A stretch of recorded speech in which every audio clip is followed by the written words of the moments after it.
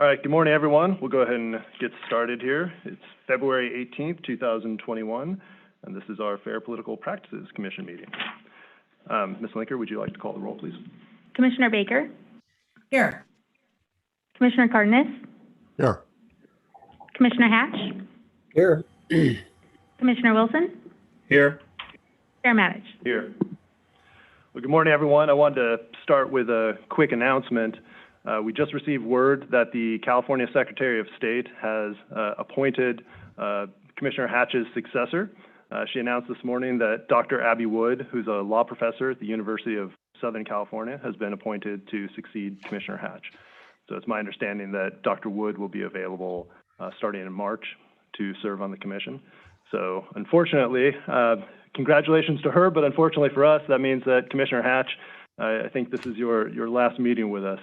So I wanted to begin here this morning by thanking you very much for your service to the commission, for all your contributions here to our agency.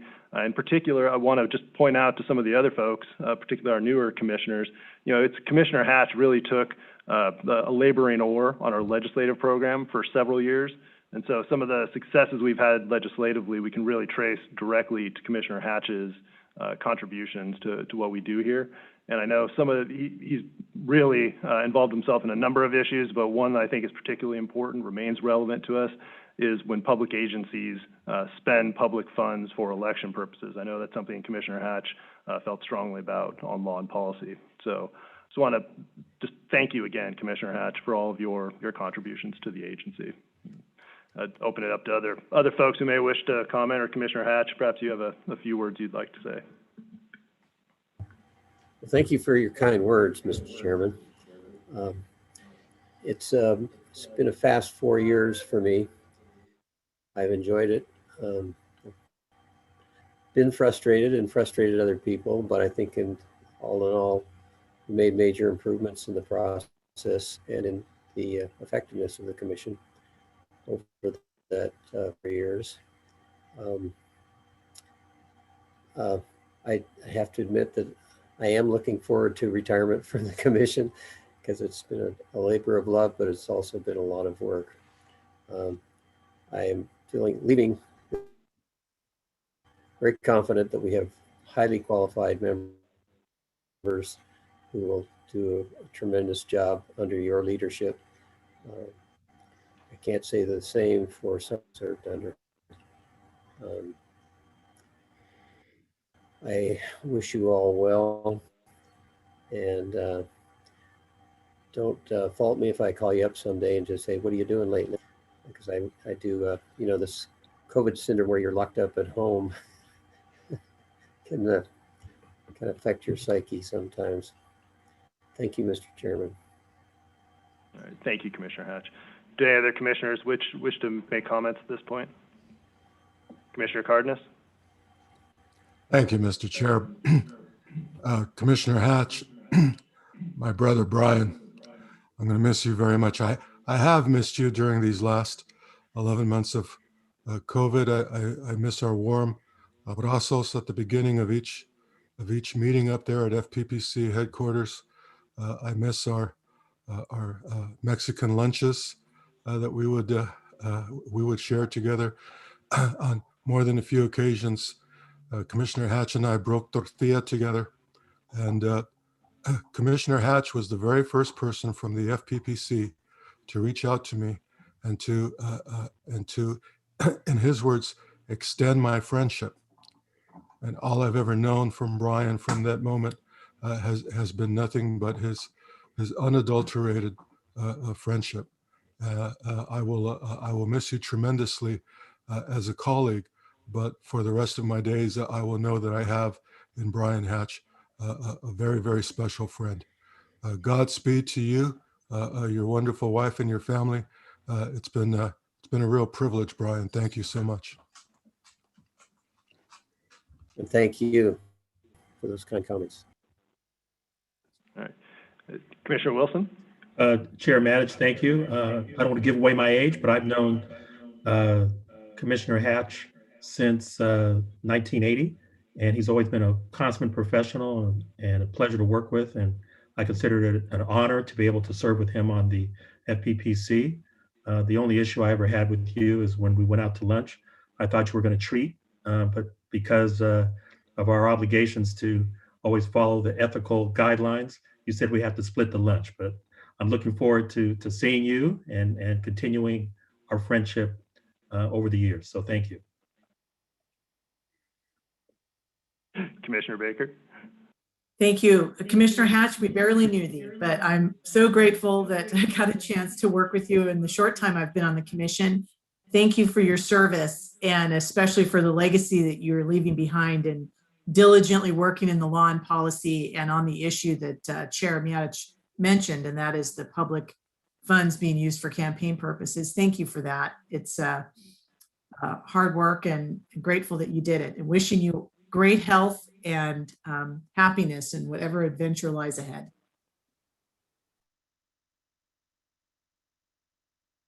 All right. Well, thank you, everyone. And again, thanks, Commissioner Hatch. Hope you enjoy this last meeting. All right. We'll go ahead and move on then to item number 1. This is public comment for items not on the agenda. Before we open up the phone lines, I would just note that we received a written public comment from the California Political Attorneys Association regarding AB 571 contribution limits and some advice that the commission has apparently issued on that. I would like to return to that. I have some thoughts on how to perhaps respond to those comments, but I'd want to hold those until the end, till item 16, where we talk about future agenda items. So at this time, we'll go ahead and open up the phone line for public comment. Do we have any public comment for items not on today's agenda? This is Steve Petzold. Good morning, Mr. Petzold. Hey, good morning. Thank you, Mr. Hatch, for your work on the service out to the commission. I certainly have been watching closely over the last 6 months and appreciate the effort that all of you put in. Just as a housekeeping issue, I did want to note that in reviewing the FPPC website, it appears that 3 of you have terms that expired on January 31st. And I just, as a housekeeping issue, want to make sure that you have a proper quorum there. I'm not aware of whether any of you were reappointed or had extensions. So I'm just bringing that to your attention that it's on your website. On January 9th, I did get a letter from the FPPC asking me to wind up any complaints that I had regarding the College of the Canyons and the College of the Canyons Foundation. I have done that, and I hope that the Enforcement Division rapidly works on those cases to bring those to a resolution for the interest of the college and for the complaint process. And I will end my comments there and wish each of you a good meeting. Thank you, Mr. Petzold. Just for the record, we do have a proper quorum. Even when a commissioner's term ends, they serve until their successor is appointed. And so we certainly, I can represent, we have a proper quorum today. Do we have any additional public comment? Hearing none and seeing none, we'll go ahead and proceed then to item number 2. This is approval of the January 2021 Commission hearing meeting minutes. Do any commissioners have edits or comments on the meeting minutes? Move for adoption. Motion by Commissioner Hatch. Do we have a second? Second. Second, Commissioner Cardenas. Do we have any public comment on the meeting minutes? Hearing and seeing none, we'll go ahead and proceed to the vote. Ms. Linker? Commissioner Baker? Aye. Commissioner Cardenas? Yes. Commissioner Hatch? Aye. Commissioner Wilson? Aye. Chair Miotich? Aye. The motion passes.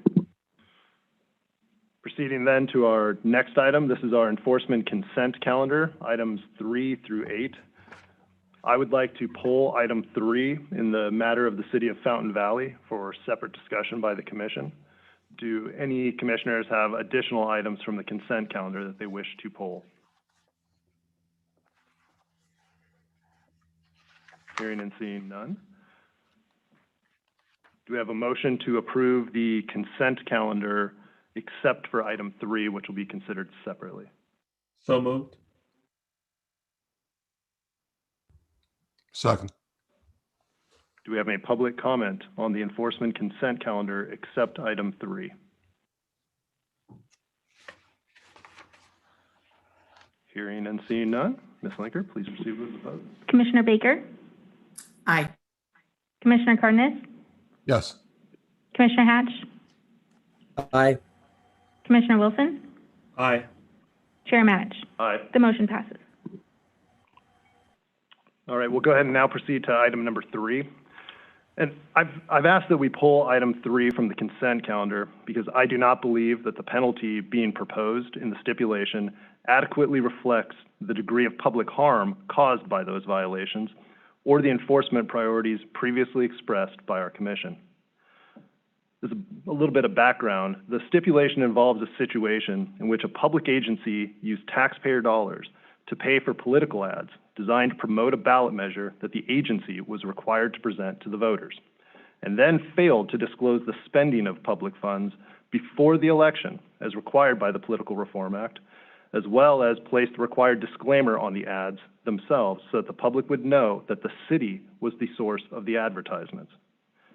The Commission has repeatedly stated that these types of violations cause a high degree of public harm and should be a priority for enforcement. We said that in January of last year when we had our enforcement presentation, and we provided specific policy direction to the enforcement staff at that time.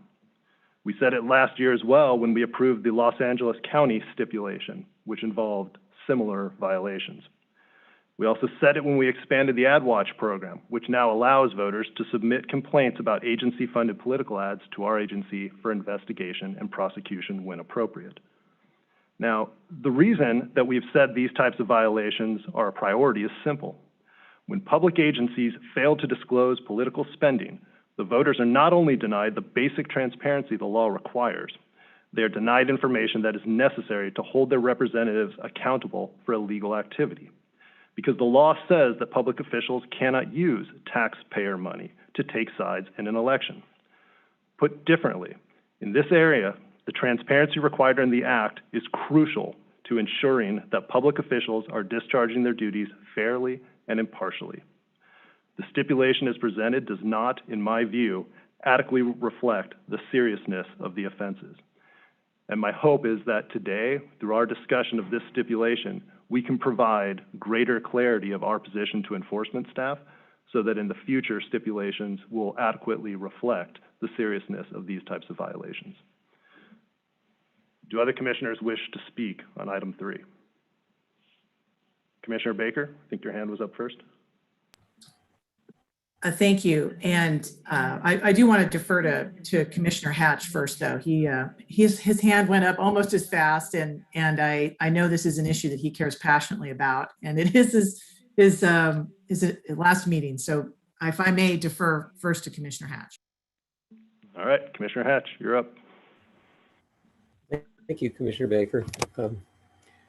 As many of you know, this is an issue that's dear to my heart, and I hope the legislature would have taken up the issue in terms of clarifying that the commission would have authority over this issue relative to city spending, well, any local government agency or state agency spending taxpayer funds to sway the voters on any measure.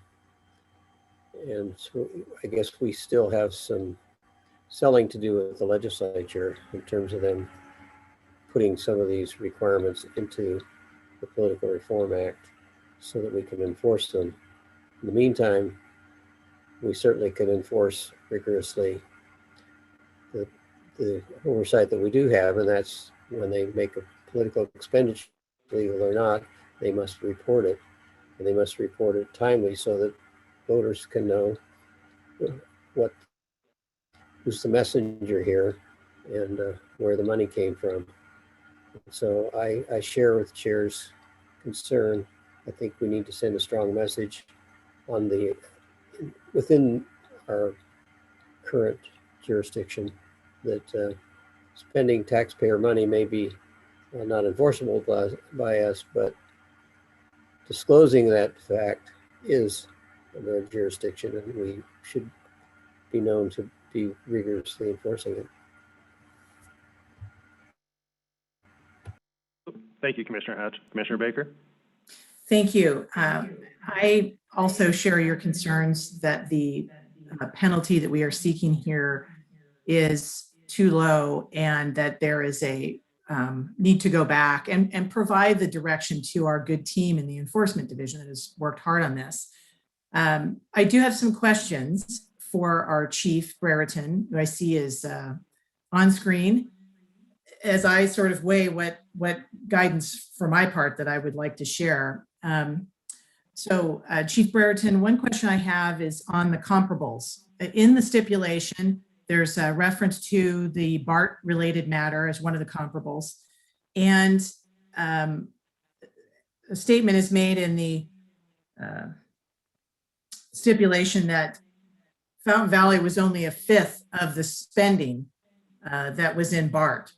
As you looked at that comparable, was there a consideration of comparing apples and oranges? Because BART is, for this measure, comes from my backyard, was dealing with 5 Bay Area counties, very high population. Of course, Fountain Valley is a smaller one. Was that looked at by the enforcement division when you were comparing the size of Fountain Valley's expenditure with the size of BART's in that comparable? Thank you, Commissioner Baker. Yes, we do take into account the types of, well, in both of these cases, these were advertisements. We take into account the type of advertisements that they are and the type of reach that they have. These were a bit different in that BART used primarily YouTube videos and text messages. So that has a different scope. Obviously, the population is larger in the Bay Area than in Fountain Valley. But Fountain Valley was also using a small local magazine for their advertisements. So the character is a little bit different. The text messages sent by BART also were sent to people who subscribed to receive text messages from BART. So that is a little bit similar to someone who's picking up a magazine. They have to actually go, retrieve the magazine and then, read it if they actually have it. But as opposed to people receiving something at their home. So yes, we do take those things into consideration. It is a challenge to, compare, because sometimes it's not, sometimes it's a square we're trying to fit into a circle hole. So, but yes, we do take those things into consideration. Thank you, because I felt that there was a bit of an apples and oranges issue there with respect to not only what public resources were leveraged differently in the two cases, but if we're relying on Fountain Valley being a fifth of the expenditure in the Bay Area, that's, to me, was just a function of the size of what BART was dealing with. The second question I have is understanding the totality of campaign activities that Fountain Valley engaged in. On page 5, there's a mention that of the stipulation, there's a mention of the cost of the advertisements, not including production costs. And on page 7, there's a mention as a point of aggravation that the Fountain Valley sent 2 letters to residents that were of a cost of about $200. My question is, why were we not including, as part of the factor of campaign activity and expenditure that was not disclosed, the cost of production, as well as what was that $200 for the mailer? Was it just the postage and paper, or, presumably the city, similar to how BART had leveraged its social media in its measure, the city has a mailing list that it has spent time and resources acquiring. Can you please address those 2 particular points? Why not include the cost of production, as well as what is the greater cost of the 2 letters? If you wouldn't mind pointing me to the part in the STIP. Yeah, sure. I think on page 5, lines 12 and 13 of the stipulation, where we're mentioning, and this is in the summary of facts, the city paid $800 for each of the advertisements, and it goes on, not including the cost to produce the advertisements. And then on page 7, when there's a discussion of why the penalty is proposed where it is, at the very end of page 7, in aggravation, the city sent 2 letters to its residents in support of the measure at a cost of under $200. Maybe $200 was the postage. I'm just wondering what, so that's where they are in here. I'm trying to understand why we did not consider the cost of production, because that would be something that would be disclosed, I would think, and what else might have been included in the 2 letters to residents. My understanding is that we didn't have a good method to value how much the cost was to produce the advertisements. The production, it wasn't an expenditure in the way that it was for the cost of the advertisement. Whereas, there's a payment that goes from the city to the vendor in the when you're paying for the magazine ad. The cost to produce the advertisements was more internal, staff time, sitting and producing that. And there wasn't a method for us to be able to include that information and to be able to properly value it. It wasn't something that was that we could get evidence of. So that made it difficult for us to attach a monetary value to it. Then regarding your second question about the letters, let me just make sure that I understand your question. You're asking why those are included, they're mentioned but not included no, and that's my fault for conflating 2 questions under the bigger question of what's the totality, because I think it's very important as we're looking at a penalty and the amounts, given that there's dollar figures that are calculated that lead to at least the maximum penalty to be. We've got to really do our best to quantify all of the campaign activity. And for my part, I think that the cost of production is something I hope we can find a way to learn more about, if not in this particular matter going forward. But if the city sent 2 letters to its residents in support of Major HH at a cost of $200, what does the $200 include? Was that just postage? Because that letter also would have presumably been staff time and resources. And when you send a letter, there's paper. So I'm wondering, what does the $200 include?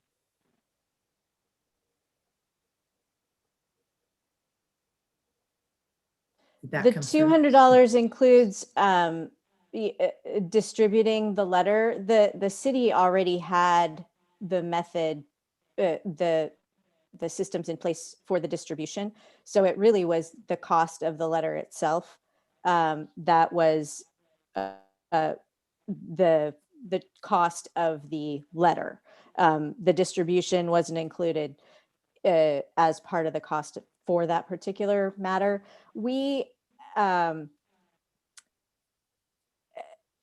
So we have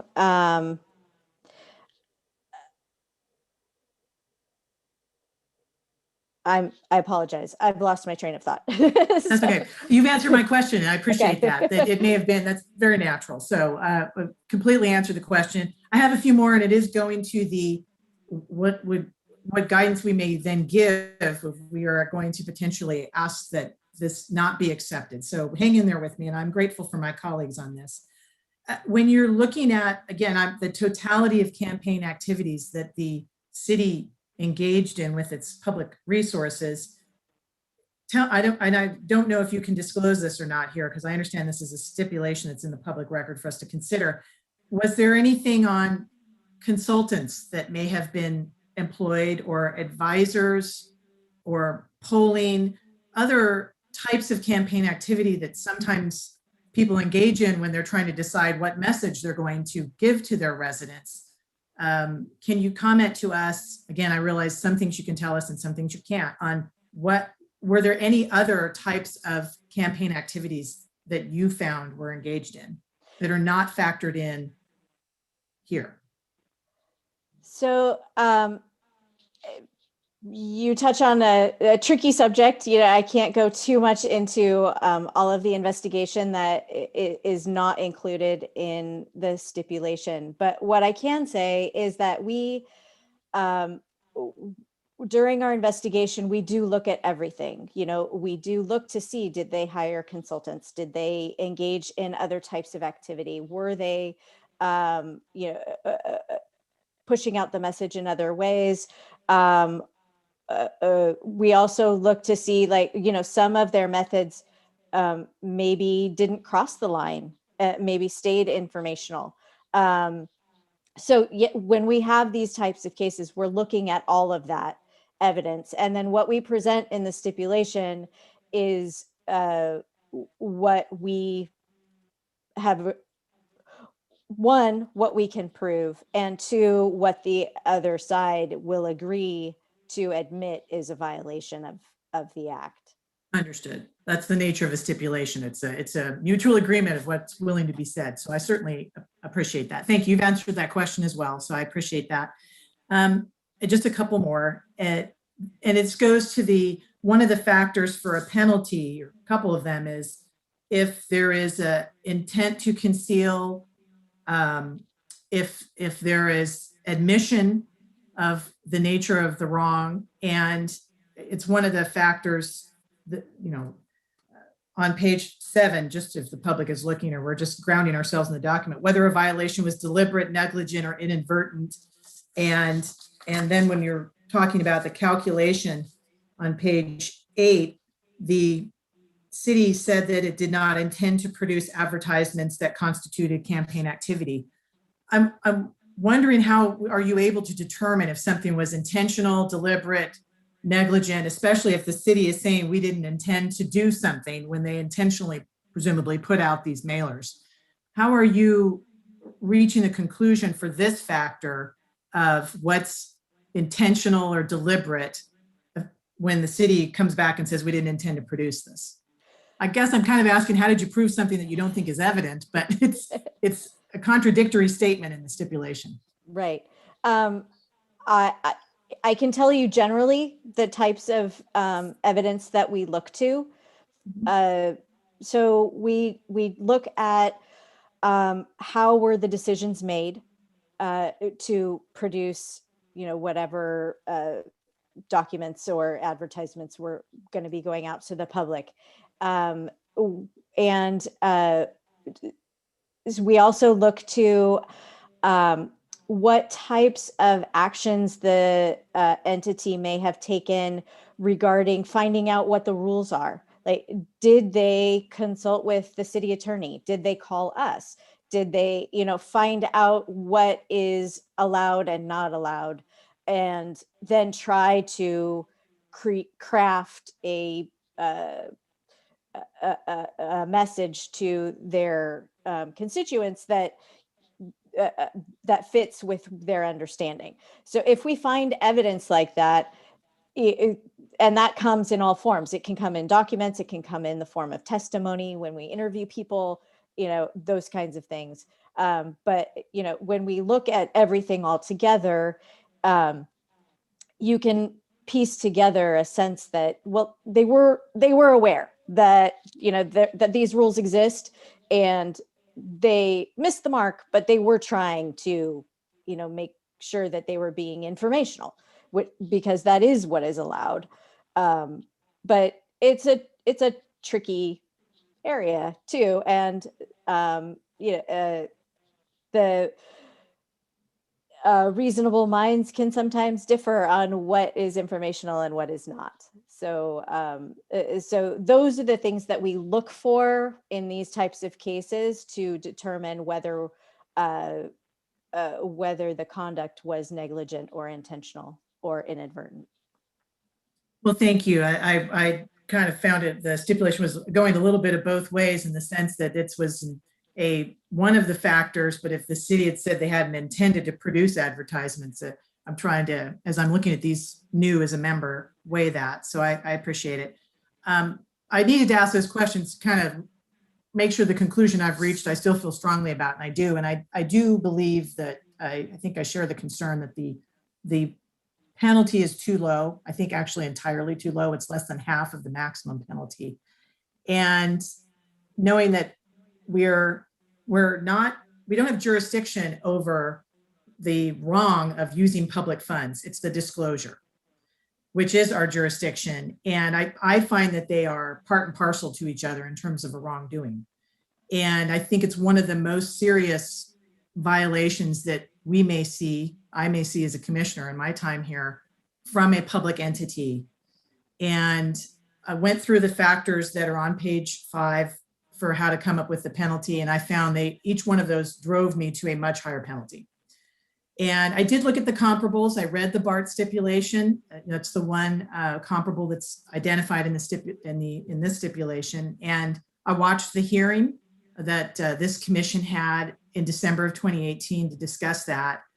And just want to point out, in that instance, that is comparable. I think there was some debate if the fine and penalty was too low in that matter, given the totality of other campaign activities.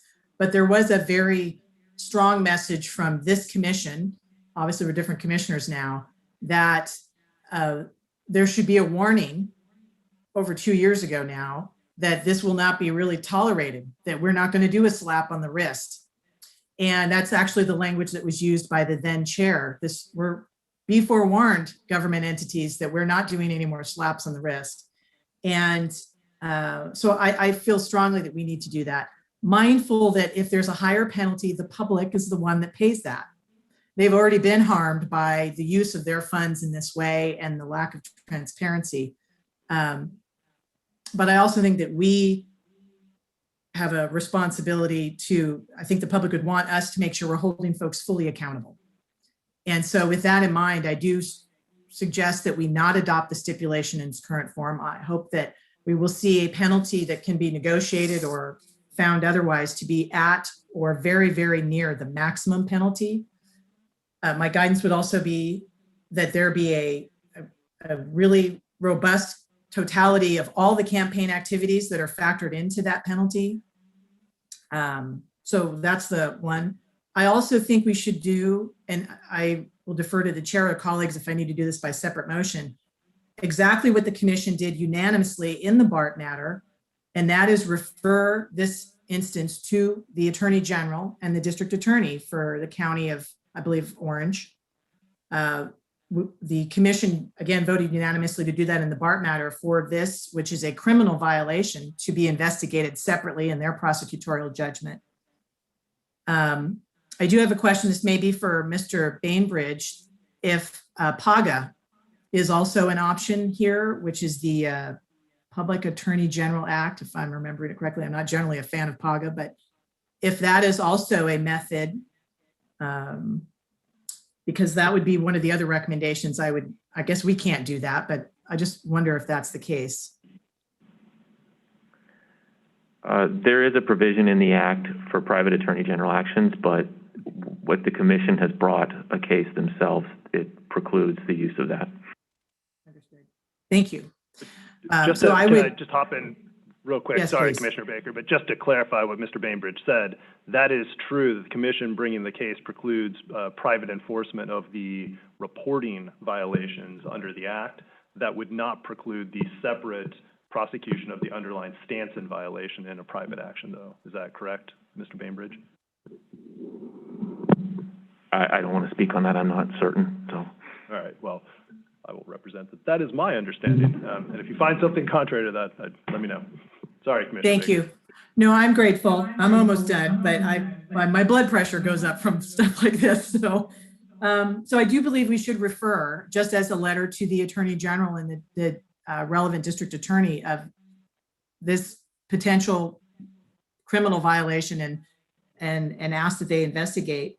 And that we also take steps on our own part, what we as a commission in our education and outreach arm might undertake with local officials.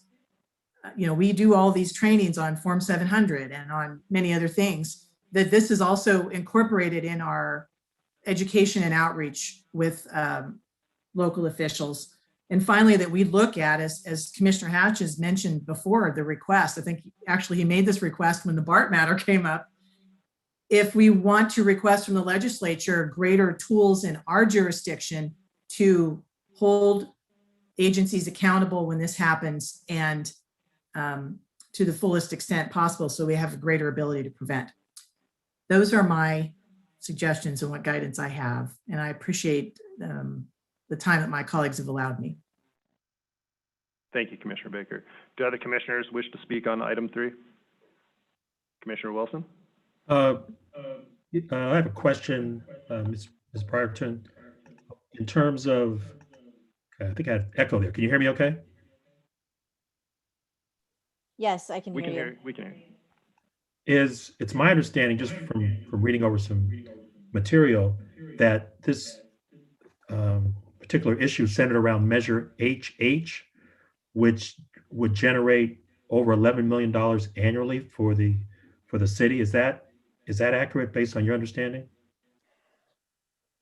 I don't have a personal understanding of the of what the measure did, other than what is in our stipulation. So I can't comment on what the full effect would have Yeah, been. well, I of mean, the just based on measure. public records, it's my understanding that it generated 11.5 million. So I'm not quite ready to embrace what action we should take, but a $6,500 penalty that would generate $11 million for the city is a pretty good investment on their end. So I would generally agree that the fine should be higher, but I'm open to what that figure should be. That's all I have, Mr. Chair. All right. Thank you, Commissioner Wilson. Commissioner Hatch?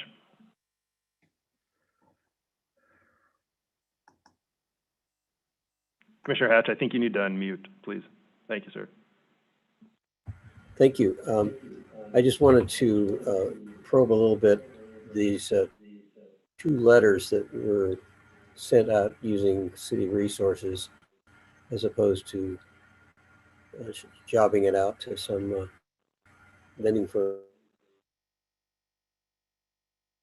recollection. Were there any disclosure as how many impressions went out in each of these mailings? Hold on, let me. Pardon me for just a moment.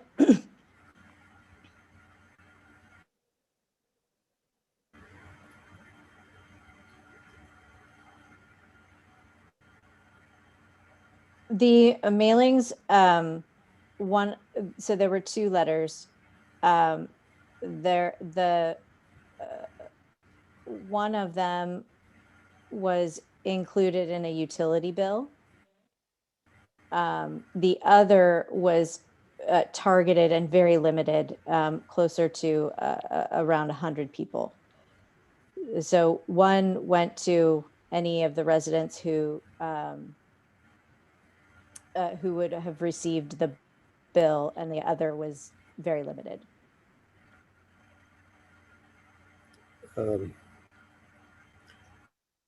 So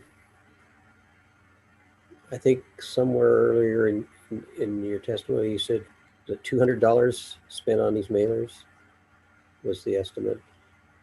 Yes, and that is in the stipulation. Okay, on the water bill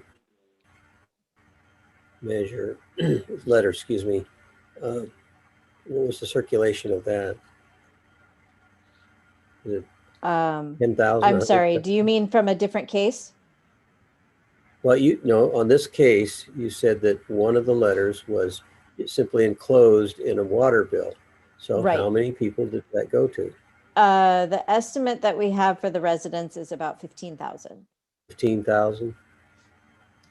Yeah, that's a pretty cheap deal. So we're we're acknowledging or agreeing that they only spent $200 to send out all of that.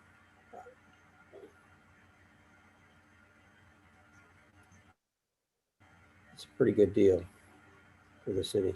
I would think going forward, at least, we would want to perhaps establish some boundaries in terms of how we measure these things. This one to be a roadmap on how to do it next time for others, so they can skirt the law and at least keep the fine minimized.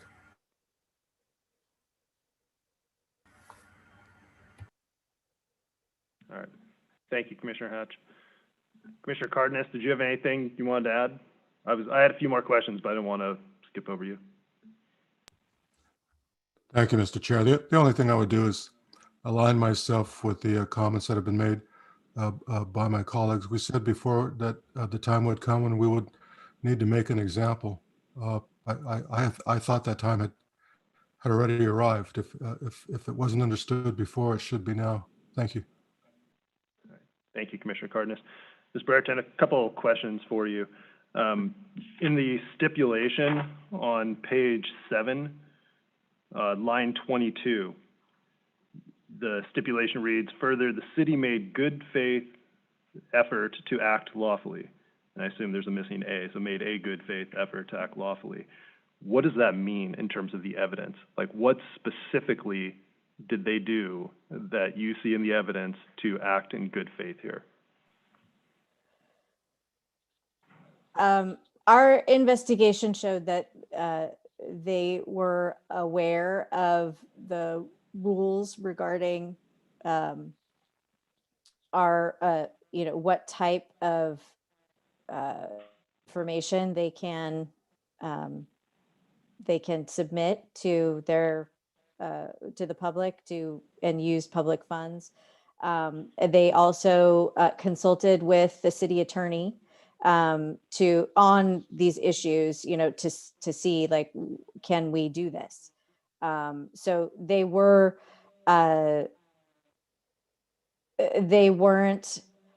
trying to, from the evidence that we have from talking with people and the documentary evidence, they were trying to comply with the rules. We did not have evidence to show that they understood the rules and they were gonna, flout them, that they felt like what they were doing was in compliance. Can you tell us, is there evidence that the city attorney or anyone from the city reached out to our office to take advantage of the free advice line where anybody can call and get advice from us for free? We do not have that evidence that I'm aware of. Keep in mind, at the time that this happened in 2016, this was not a hot button topic for the commission. And so we did not have as much outreach or education available. I just received a message from the attorney on the case, and she said we do not have evidence that they reached out to us. Okay. But they did consult with their city attorney. That's what they told you. Did they approve the expenditures for this political activity in an open public meeting? I am not certain that these expenditures rose to the level of requiring their city council to approve it. So I do not know.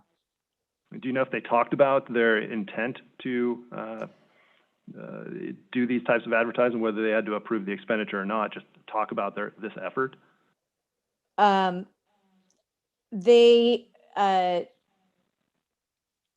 We do not have evidence that shows that they did at a public meeting. This was all stuff that was done internally by city staff. All right.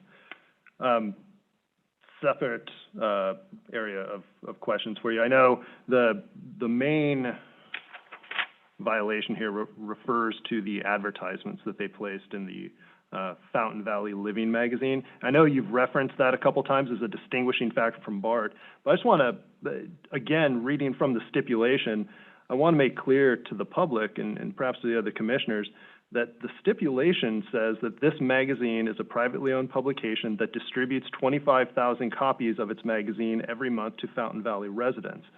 As written, that does not sound like a paid publication.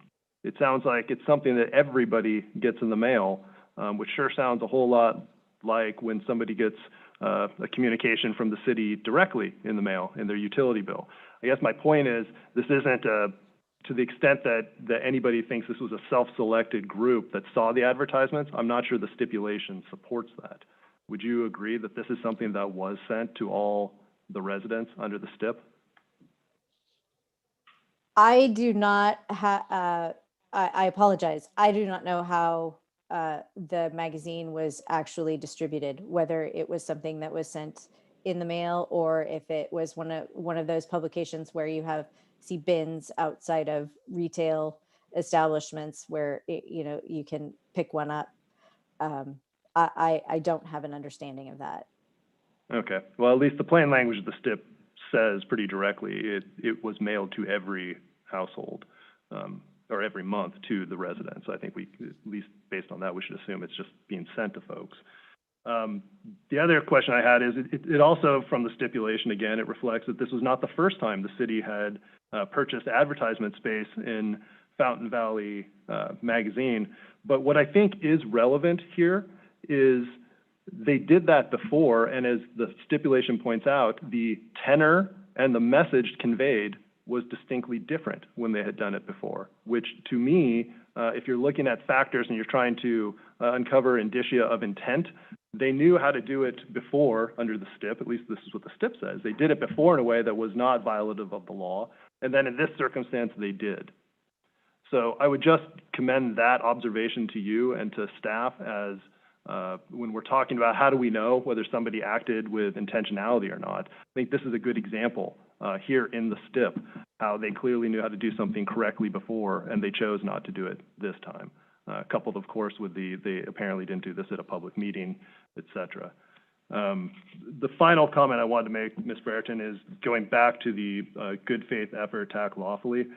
My question for you is when I see that type of a statement, it's very conclusory to me, but it doesn't tell me what the evidence is. And if it is possible, perhaps going forward in our stipulations, if for the benefit of the commissioners, if there's any way to put a little more gloss on that, I think that would be really helpful. Because I will tell you, it would definitely change my mind if I knew that they had called our agency and asked for advice ahead of time. That would make a big difference to me. But that's not what I'm hearing here. So just as an observation for future stipulations. So that's actually all of my questions at this point. Do other commissioners have questions? I have a motion that I would make, or a proposal that I would make at this point, but I want to give other commissioners an opportunity to speak again. Commissioner Wilson? Yes, just a technical question, Chief Brereton. What is the maximum fine that can be imposed in this particular case? In this particular matter, it's 14,800. There are 3 counts, but they have 2 of them have the maximum fine of 5,000. But the advertisement falls within the law that allows us to pursue 3 times the amount of the advertisement cost. And in this case, since it was $1,600, that is $4,800. Okay. Well, I know that you can't discuss, specifics about, the case per se, but readily available through, the city's website and other information that's available online. The police chief and the city manager advocated to constituents and voters in the city via a Dear Neighbor communication that went out. So it seems that there was a wide net of constituents and voters that received this information. And I'm not sure what the actual penalties should be. I'll wait to hear what the other commissioners and the staff have to say. But $14,000 for a net gain of $11 million a year in annual revenue doesn't seem like a fair penalty. That's all I have, Mr. Chair. Thank you, Commissioner Wilson. Any further commissioner comments? Commissioner Baker? Thank you. I want to underscore as if we're giving some guidance about future stipulations, the ability to understand a little bit more about how we weigh the factor of there was a pattern.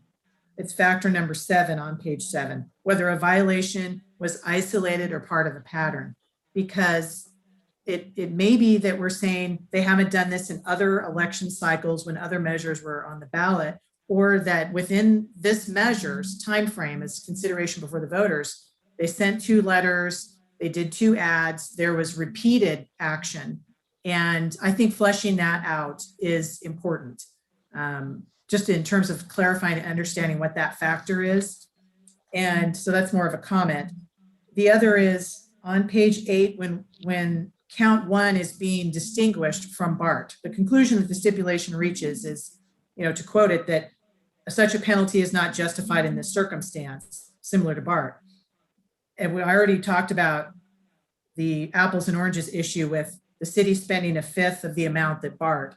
But one of the other observations that is made here is that the city fully cooperated with the enforcement division. When I went back and looked at the comparable, it was cited here, the BART instance, that appeared to be full cooperation as well. And I think it's just important to really, if we're not going to take a penalty of higher amount, that it's grounded in really distinguishing factors from the past, because to me, those were similar violations, and the commission was pretty loud and clear that they wanted to see a greater penalty. That's what I would do on those. So I thank you for that. And it may be that I need to make the motion about a letter to the AG and district attorneys as a separate matter. I make that motion when it's in order. Thank you, Commissioner Baker. All right, any other commissioner comments? All right, I'm going to quickly ask Mr. Bainbridge's advice. I know that in approving prior stipulations, we have asked enforcement at times to refer the cases to the local DA or the AG. So my first question is, do we need a formal vote to do that, or is it sufficient that we've articulated that desire to Ms. Brereton today? You don't need a formal vote. Okay, so we don't need a formal vote. Do I hear anybody on the commission objecting to Commissioner Baker's suggestion that we do that in this case? All right, so Ms. Brereton, I think you have Commissioner Wilson. Oh, I have a question. Yes, sir. How often do you refer cases, in similar matters? Do we have any idea, just generally, not specifically, but just in general? Ms. Brereton?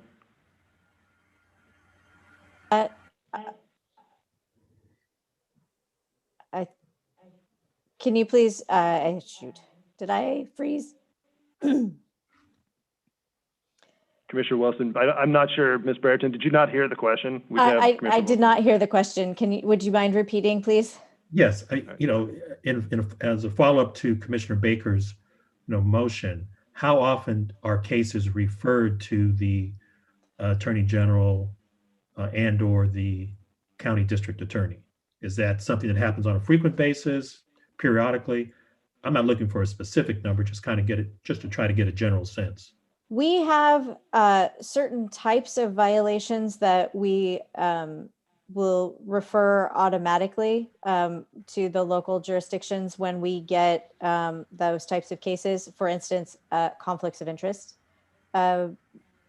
complaints, when they come in, we will send a letter to the local criminal prosecutor and say, we have this, we're pursuing it. Let us know if you want to work with us or if you're interested in it as well.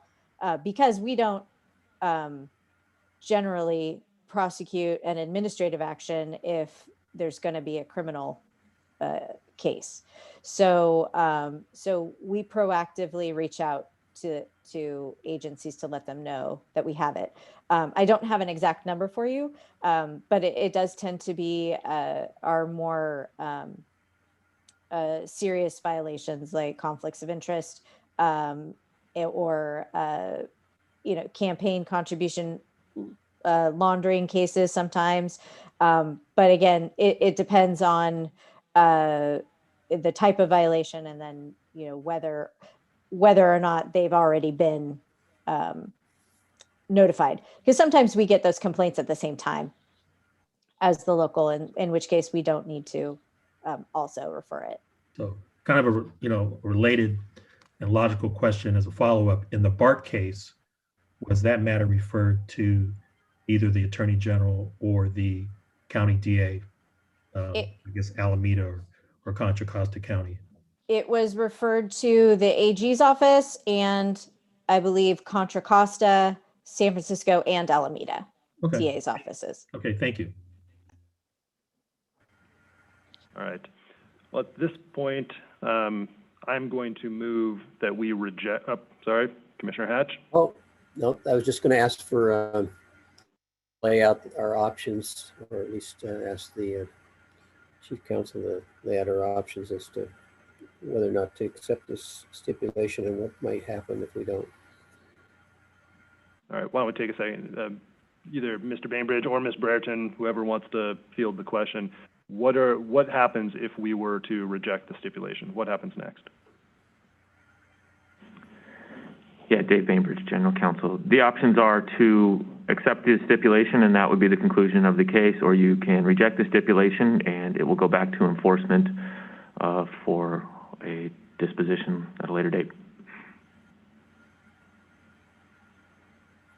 Which could be,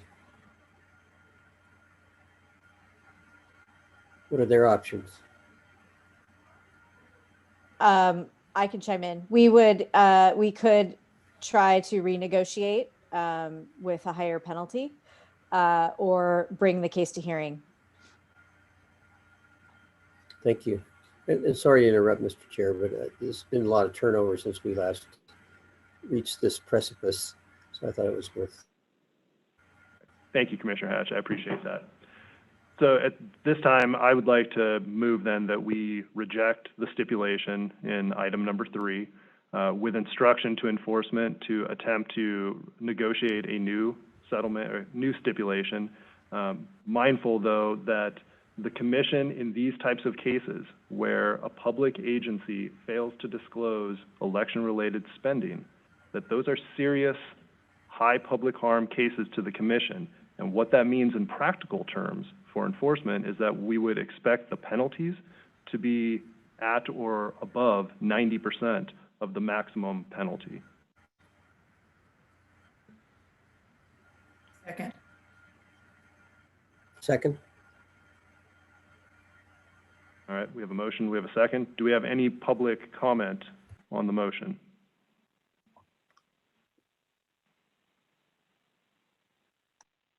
Hearing and seeing none. Ms. Linker? Commissioner Baker, Aye. Commissioner Cardenas, Yes. Commissioner Hatch, Aye. Commissioner Wilson, Aye. Chair Match. Aye. The motion passes. Thank you, everyone.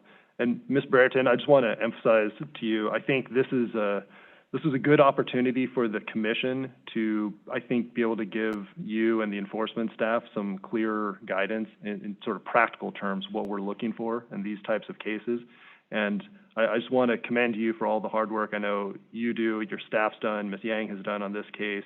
We were getting ready to go to hearing on this case not long ago. I know there's a lot of work that goes in that, and of course, all the investigators. So take these comments, hopefully, as us expressing ourselves in perhaps a clearer way, and do not take it as a negative on our staff at all. They do a great job, and they'll continue to do so.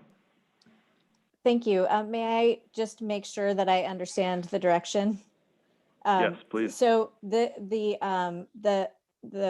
request for the 90% of the maximum penalty, you would like that to apply to all counts that are included in any stipulation that involves campaigning at public expense.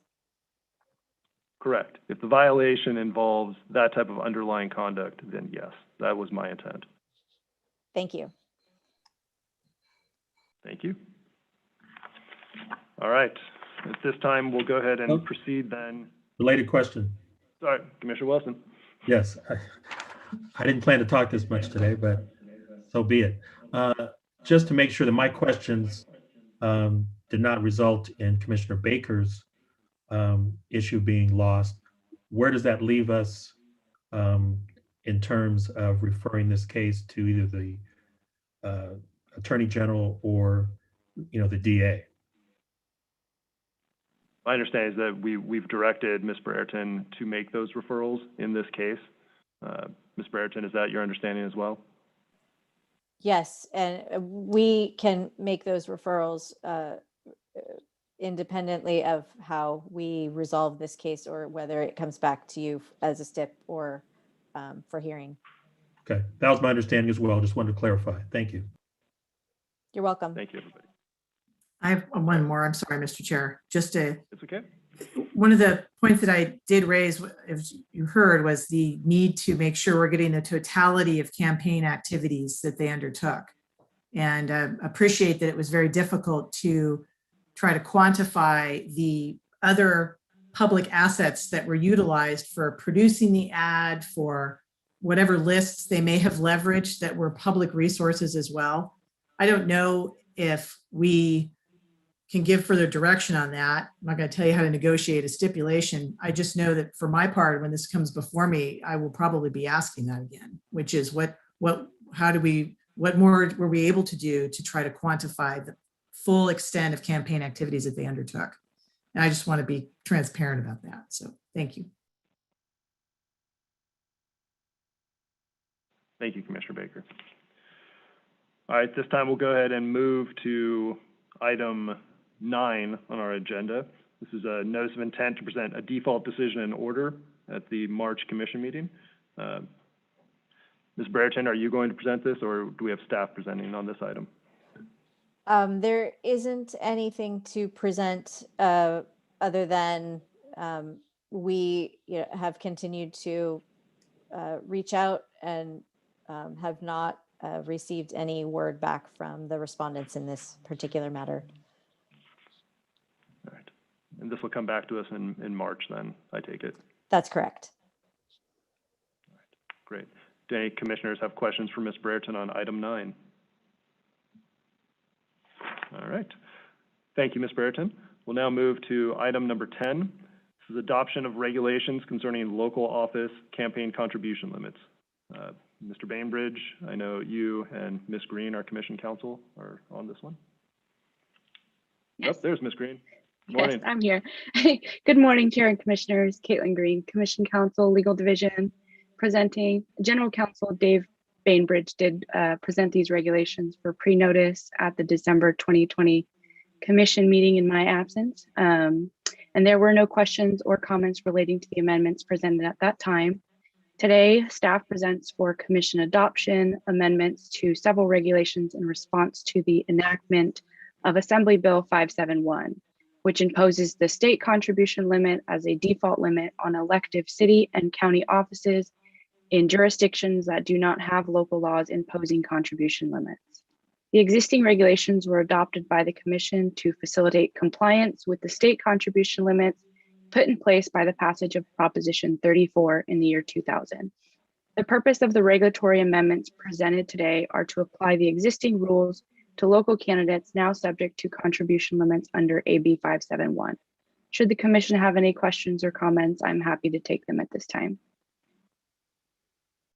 Thank you, Ms. Green. Do we have any questions for the commission from the commissioners for Ms. Green? Commissioner Hatch? Thank you, Mr. Chairman. We got a letter from the Association of Lawyers who make money off of this process, telling us that we got it wrong. And so I wanted you to kind of give us a contrast of where you think this lies and where they may be misguided in their efforts. Commissioner Hatch, let me pipe in. I made reference to that letter at the outset of our meeting. That is not a comment letter that was specific to item number 10.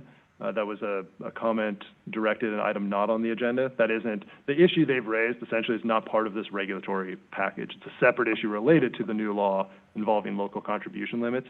And I will just give you a preview. I agree. I think it's something we need to be briefed on, but I was going to discuss my thought on how we can best be briefed on that under item 16, because it wasn't part of the noticed agenda. I see. Well, I apologize. It seemed like it was pointing squarely at this agenda item. So even though it was filed as well, I thought it even said with reference to item 10, at least on our email that went out on this. If I may, that letter, I think the point is that CPAA is asking questions relating to the interpretation of these regulations rather than the actual drafting of these regulations. There were no specific edits requested, and there's nothing I believe that we could do in these regulations today that could maybe change or affect that letter. So I think it's more of an interpretation issue that we could address outside of these regulations. I see.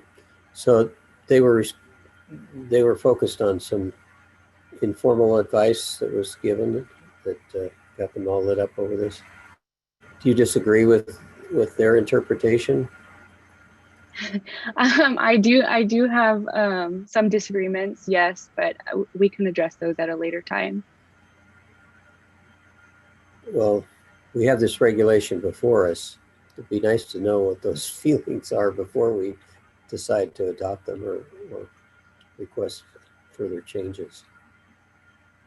Well, Commissioner Hatch, if I may, I think if there were aspects of the regulations that directly related to, or even indirectly related to, the concerns raised in the CPAA letter, I would agree that it'd be appropriate to take them up under item 10. But that is not my understanding of the regulations or the request and the comment made by CPAA. Instead, CPAA's concern is that they received informal advice, not that they disagreed with the regulatory language, but they disagreed with the advice they received when they picked up the phone and called, and that advice was based on our interpretation of the statute, which is not at issue here. These are the regulations that are implementing other pieces of the statute. Okay. Thank you. Do other commissioners have questions or comments for Ms. Green?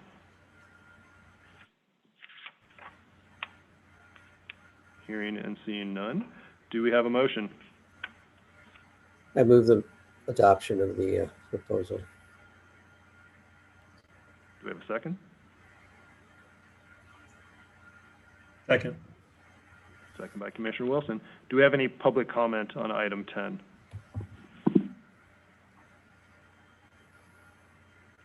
Hearing and seeing none. Ms. Linker? Commissioner Baker? Aye. Commissioner Cardenas? Yes. Commissioner Hatch? Aye. Commissioner Wilson? Aye. Chair Match? Aye. The motion passes. Great. Thank you. Thank you, Ms. Green. Thank you. All right, we will now move to item 11. This is an informational item for the commissioners. And it's a discussion of the conflict of interest rules concerning sources of income to an official's business entity. This informational presentation is being given to us in response to some questions that we had at last month's meeting about the treatment of so-called pass-through income. So, Mr. Bainbridge, I think you're up. All right, good morning again. Still morning, I think, yep. Yeah, the commission at the last meeting asked whether they should look into the rules regarding how income received by an official, either from a business entity or from clients or customers of that business entity, one, gets reported and how it's treated for purposes of conflicts of interest. So we prepared this memo that summarizes this area of the law to facilitate the discussion. So I'll give a brief summary of it, and then commissioners can discuss or ask questions. As I mentioned, there's kind of two areas we're talking about here, and they're treated a little bit differently on this. One is what interest could trigger a conflict of interest for an official. And then the other one is what economic interest do they need to be reporting on their statement of economic interest each year. The rules are a little bit different for a pretty practical reason that I'll get into. So when you're looking at the rules for what creates a conflict of interest, when a decision involving an entity could potentially cause a conflict for that official, again, there's two areas to keep in mind. There's the business entity in which the official may have an interest, and then there's also a decision that could involve a client or customer of a business entity in which the official has an interest. If we're looking at the business entity itself, and just to step back, there had been some questions about whether it mattered what sort of business entity we're talking about. All businesses are treated the same under this rule, so whether it's a sole proprietorship or a corporation or anything, the rule is the same regardless of the type of entity. So the rule for whether a decision could cause a conflict based on the business entity itself is whether the official has ownership interest of $2,000 or more, or is a official, employee, manager, basically any sort of position with the business. Either one of those, either that ownership interest or a business employment interest, manager, principal, partner, whatever interest in the business, could create an economic interest in that for the official. And then the second category are the clients and customers of a business or of a business entity. So the rule here is if a official owns 10% or more interest in the business entity, they could potentially have an interest in the customers or clients of that business. So there's a 10% threshold, and then then there's a $500 threshold of the source of income from the customer or client. So the business has to receive at least $500 from the customer or client before it would trigger a potential conflict if the decision involves the client or customers. That $500 is prorated based on the interest that the official has in the business entity. So it looks at the $500 in terms of what should be apportioned to the official themselves. So if you have an official who has a business entity that's a partnership with two people, 50% each, the threshold would be $1,000 before it could trigger a conflict, because essentially the gross income is just apportioned based on the person's ownership interest in the entity.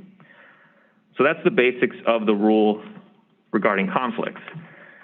The other issue is reporting on an SCI. When does an official need to report their interest in a business entity or their interest in the clients of that business entity on their SCI?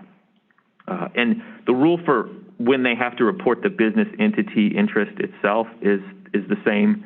It's the $2,000 threshold or employment partner, any of those sort of positions that are identified in the statute. The rule for when they need to report income from customers or clients of the entity is a little bit different. They still have the 10% ownership threshold, so they have no obligation to report income from clients or customers unless they own 10% or more interest in the business entity. If they do, then anytime there's a customer or client who is a source of gross income to the business of $10,000 or more, this could require disclosure of that customer or client. Similarly, this portion is prorated based on their ownership interest.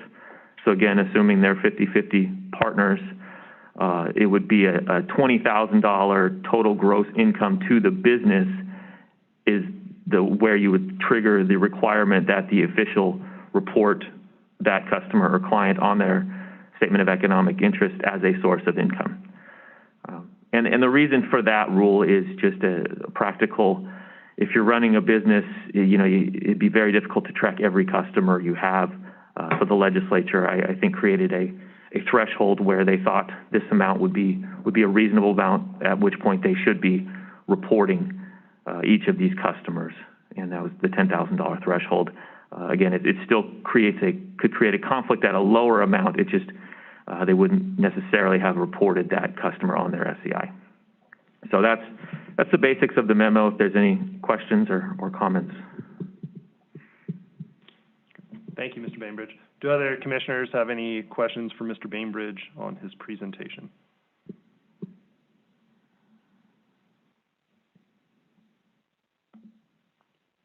All right, well, let me ask you, Mr. Bainbridge.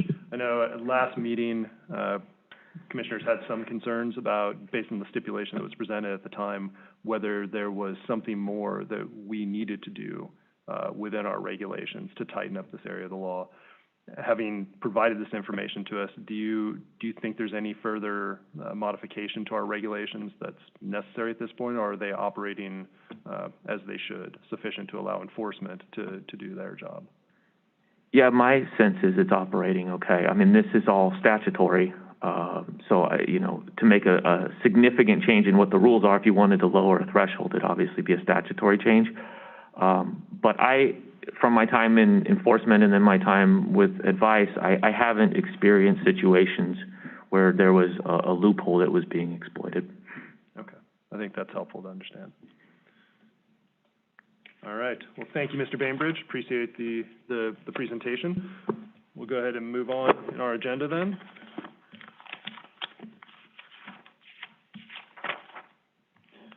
So item 12, these are committee updates. We did have 2 committee meetings this month. The first was our Law and Policy Committee meeting, which is myself and Commissioner Cardenas. And we heard one item, and that is an update from Legislative Council in Nakano on the progress of our various legislative proposals, including the staff's development of a proposal on how best to regulate limited liability companies. And I know I walked away from that meeting feeling like our staff had done a great job at researching that issue and drafting something that I think is worthy of presentation. So thank you for that. Commissioner Cardenas, did you have any questions or comments on that you want to make about the Law and Policy Committee meeting? No, Mr. Chair, other than to echo your sentiments, I thought the presentation, as perhaps we will see in the legislative report forthcoming, I thought the presentation to the committee was terrific. Thank you, Commissioner Cardenas. The other committee meeting that we had was Commissioner Hatch and I had our budget and staffing meeting, which is required under our current governance principles to review our next year's budget. And so we received an informational report from Ms. Hahn on the 2021-22 budget, which we will hear about next from Ms. Hahn directly, so I won't do any spoiler alerts on that. Commissioner Hatch, any comments about our budget and staffing meeting? You're on mute, Commissioner Hatch. Sorry about the mute. That's good. I found it informative, and this is kind of a sad situation where we had applied for and received budget change proposals to compensate us for additional workload from legislation, and then the overall proposed budget cut sort of takes most of that away. It's going to be a tricky to step through that without doing damage to the programs that we're required to advance. All right. Thank you, Commissioner Hatch. All right, we'll go ahead and move then to item 13. Ms. Hahn, speaking of the 2021-22 budget. Good morning. Good morning, Commissioner and Chairs. I'm here to present to you the 2021 and 2022 Governor's Budget. Before my presentation, I would like to just point out one thing that occurred recently, that every agency was required to take in a 5% reduction on the operating budget. So if you look at the agenda item, it will show that we were required, based on Department of Finance direction to take a $100,000 reduction which equate to the 5% of our operating budgets. And then additionally, I want to point out there was 2 budget items on the top where it demonstrate that there is on the governor's budget proposed with AB 2151. We were approved for 121,000, and then the extension of the previous legislation, which is AB 249, which we requested for permanent funding for the position that we received for 430,000, and those are waiting for the legislature to approve before we get them into our budget. So therefore, overall, we'll end up with 15.247 million in our budget that was allocated for 21-22 governor's budget. I'm here to answer any question that you might have. Great. Thank you, Ms. Hahn.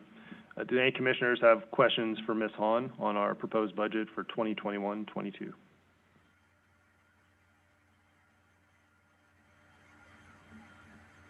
All right. Hearing no questions, Ms. Hahn, thank you again, as always, for your hard work. I know it's always tough this time of year, but we appreciate it. Thank you. All right, thank you. All right, we'll now go ahead and move to item number 14. This is our legislative update.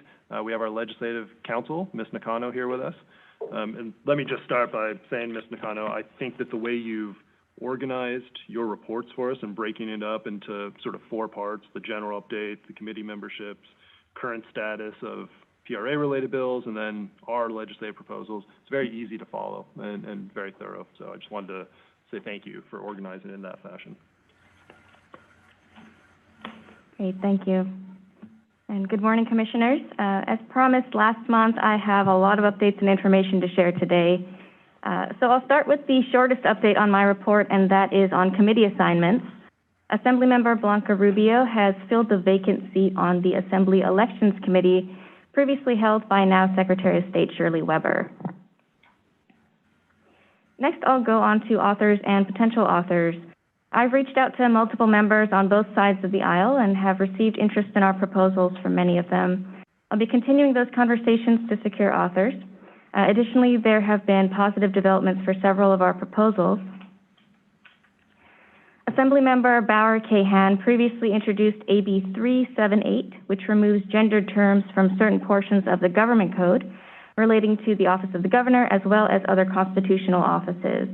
I reached out to the Assemblymember's office and about our proposal to remove gendered language from the PRA, and the Assemblymember has graciously agreed to include our PRA sections in AB 378. So that's great news, and I expect the bill to be amended shortly to add our sections. Staff is also continuing to communicate with Assemblymember Berman's office on AB 236, and that, of course, is the bill that would require increased disclosure for LLCs that engage in political activity. I'll be discussing that bill and FPPC staff's alternative approach later in this presentation, but I wanted to provide an update that we are working with the Assemblymember. He's very open to collaboration with staff and considering our feedback, and staff will be meeting with the Assemblymember's office next week to go over our proposed alternative approach. I've also been working with the Assembly Elections Committee. One of our proposals may be appropriate for a committee bill, and that is our proposal that would transfer the duty to collect the penalty for unpaid committee fees to the Secretary of State's office, which is currently responsible for collecting the original fee. And I've made contact with the Secretary of State's office, and they are checking in with their new leadership to get SOS's position on our proposal. This past Tuesday, Senator Allen introduced an intent bill, and for the benefit of the public and those listening who have less experience with the legislative process, an intent bill is a non-substantive bill that doesn't make any changes to the law, but expresses the intent to later amend the bill consistent with a certain subject or topic. So this intent bill, SB 459, expresses intent relating to increasing transparency and public access to lobbying information. It sounds so far like we have some common goals with the author, and staff has identified this as a potential vehicle for our proposal relating to lobbying audits and increasing transparency around lobbying activity. I've been in contact with Senator Allen's office, and they've expressed interest in working with us moving forward, so I will keep the Commission apprised of any developments to that bill. And next, I'll go over updates on introduced bills relating to the Political Reform Act. And after that, I'll discuss a proposal that has not yet been introduced, but which an Assembly member would like to know if the Commission would support. So before I go into the introduced bills, I know our commissioners have great experience in multiple capacities with the legislative process, but just again for the benefit of the public and those who might be listening, I wanted to clarify that it's still quite early in the legislative process, and we could see big changes to these bills in the next couple months or so. Some of them, although referred to policy committees, may not be actually heard or may be amended later to affect a different subject. So this is just a flag for those listening that it's still very early in the process. I have updates on 4 new bills since last month, and some follow-up on one other bill that the Commission had some questions on at the last meeting. I'll start with AB 227, and that's by Assemblymember Davies. This bill, as you remember, would generally prohibit governors' appointees and members of their households from making campaign contributions to the governor. The Commission asked about potential First Amendment issues, and staff looked into this. Generally, contribution limits will be upheld, but bans are subject to a higher scrutiny. Bans would require a showing of an important state interest and some evidence to support this interest. The bill does not currently describe that interest, so it will be up to the author to make that case. The Commission also asked about the application of the bill to members of appointees' households, and whether members of households are captured in other requirements under the Act. And I'll note that the bill provides that members of appointees' households includes a domestic partner, a spouse, or a child. There are provisions in the Act currently that apply to a person's immediate family. On point relating to contributions, the Act provides that a contribution made by a child under 18 is presumed to be a contribution from the parent or guardian of the child. So for AB 227, extending the prohibition to an appointee's child is not inconsistent with how the Act currently treats children with regard to contributions. As for spouses and domestic partners, the Act prohibits aggregation of spouses' contributions, so for purposes of limits at least, spouses are treated as separate. The next bill I'll talk about is AB 319, and this is new since last month. It was introduced by Assemblywoman Valadares. The bill has 2 main components. The first relates to legal defense funds. Currently, the legal defense funds of candidates for elective office or for elected officers are exempt from contribution limits under the Act. AB 319 would extend the Act's contribution limits to those legal defense funds. The second component relates to contributions and expenditures from foreign governments or principals. Existing law currently prohibits a foreign government or principal from making contributions or expenditures in connection with a state or local ballot measure. AB 319 would extend this prohibition to contributions and expenditures in connection with the election of a state or local candidate. I reached out to the author's office earlier this month. They didn't have any background to share at that moment, but I will reconnect with them and get more information as the bill develops. The next new bill since last month is SB 305, introduced by Senator Jones. The bill would accelerate the operative date of certain provisions imposing electronic filing requirements under the Act. The current operative date is the date that the Secretary of State certifies the Cal Access Replacement System, also known as CARS. This bill would change the operative date for those provisions to the effective date of this bill, which as an urgency bill would take effect immediately. This bill would apply to the statements of organization filed by recipient committees and slate mailer organizations, and the statements, reports, and other documents of committees and other persons not currently required to file electronically. The bill would also require the registration statements of lobbying firms, lobbyist employers, and lobbying coalitions to be filed only electronically instead of both electronically and in paper form. I reached out to the author's office on this bill, and they provided a fact sheet. According to the author, the main purpose of the bill and reason for the urgency is due to the difficulties that COVID has created relating to filing reports and statements. Additionally, they think this creates an updated and simplified filing process and reduces the amount of time it takes for a filing to become public. And this morning, another new bill was just published, so it's not in the report. It is AB 871, introduced by Assemblymember Kiley. The bill would prohibit an investor-owned utility from making a contribution to a candidate for elective state office and would also prohibit the acceptance of that contribution. This appears to be a reintroduction of AB 2079 from last year. As I mentioned in the analysis for AB 227, contribution bans require a higher level of scrutiny and must make the case for an important government interest. I reached out to the member's office on this bill and will update the commission as I get more information. Also new since last month is a bill I already mentioned. It's the Intent Bill SB 459, introduced by Senator Allen, which relates to increasing transparency relating to lobbying. And last, before I get into the Commission's priority legislation, this is not an introduced bill, but rather a potential bill that Assemblymember Cristina Garcia is considering carrying this year on the subject of misuse of public funds. Now, this is a subject that the Commission had previously requested that the legislature take up in early 2019.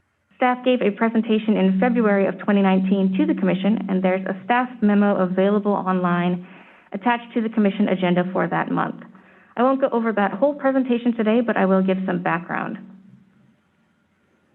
The Commission currently has authority to enforce the requirement that a state or local agency report the payments of public money used for certain public communications relating to candidates or ballot measures. This means that the Commission is authorized to impose penalties for failure to disclose those payments. However, the Commission does not have authority to impose penalties for making those payments. This proposal would grant the Commission enforcement authority in this area. The proposal would prohibit state and local agencies from spending public money for public communications that clearly identify a candidate or ballot measure, subject to specified exceptions, and would provide that a person who violates this prohibition is liable for an administrative penalty of up to 3 times the amount of the unlawful payment of money. So this would allow the Commission to impose penalties not only for failure to disclose the spending, but also for the improper spending itself. This is a proposal that staff was working on with the member's office at the beginning of last year, but which was dropped from my understanding due to COVID. And staff has since provided additional technical support on the draft. The Commission had previously expressed support for this proposal, as I believe the idea did originate with the Commission. So if appropriate at this time, I'd ask if the Commission is interested in supporting or sponsoring this moving forward.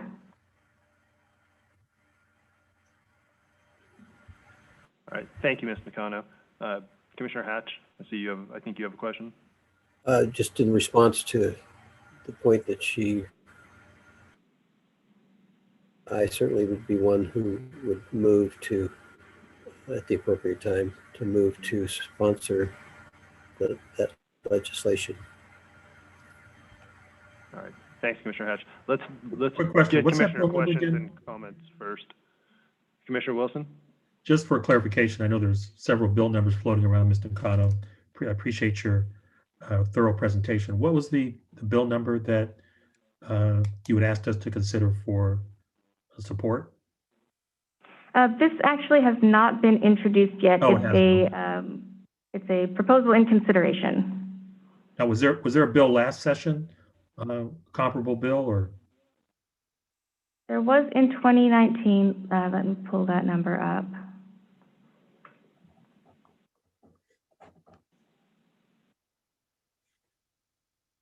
I believe in 2019 it was AB 1306. Okay, and thank you. Staff has since made some changes compared to that proposal that they had been working on with the author's office at the beginning of last year. So it's not identical to that bill, but the general idea is similar. Okay, thank you. All right, Commissioner Baker? I concur with Commissioner Hatch. Very timely that we would see this as a possibility to sponsor and support legislation in this area. I'll do my homework now and look at AB 1306 and what other specific language might be out there. I think the bill deadline And of course, you may just do a spot bill for starters. Is this Friday? Is that correct, Ms. Nakano? That's right. Okay. One thing I was curious about in the conversations that you may have with Member Garcia's office on this issue came up in our discussion of Fountain Valley, and that is an excellent point that Commissioner Wilson pointed out, is that it's a really good investment to have a fine that's, even if you triple it, and it's a maximum fine, it pales in comparison to the overall potential benefit to the entity. I don't know if there's any other changes to a penalty or factors that we explicitly want to have in law that are considered, that this commission would have discretion to consider in determining a penalty. I wonder if there might be some creative ideas. So not only that there's a penalty that happens that could be triple the cost that the city underwent when it used the public funds, but maybe there's other factors that will allow us to go beyond that. So I welcome any ideas that either colleagues here have, that your team has, Ms. Nakano, or that the assembly member has, just to explore. Thank you. I don't think we have anything at this time, but that's something we'll look into. Yeah, I agree with that. As I understand the assembly member's proposal at this time, the authority, the administrative penalty authority that we would be getting under this bill would be 3 times the amount of the unlawful expenditure. So I'm looking at the bill right now. It says 3 times the amount of the unlawful payment of public money. So it's not just 3 times the normal $5,000 that we can penalize somebody for. It's actually 3 times the amount. I don't think that actually solves the challenge that I feel like we have of, if we want to discourage this type of behavior, does taking more public money accomplish that, or are there other types of penalties that may run more directly to the public officials themselves that may be a greater, I guess, discouragement from engaging in this type of activity? So, Ms. Nakano, assuming the commission votes to pursue this legislative proposal, I think maybe that's something that we could give a little bit of thought to. I don't know if there's really an answer, to be honest, but I think it's something worth thinking about, at least. Okay, absolutely. All right. I also had a question, Ms. Nakano, about one of the bills that was just introduced, and now I've lost my page. This is the legal defense fund bill that you just talked to us about. My question for you is, would the contribution limits, this bill would impose contribution limits on legal defense funds, because today there are no contribution limits. That's correct.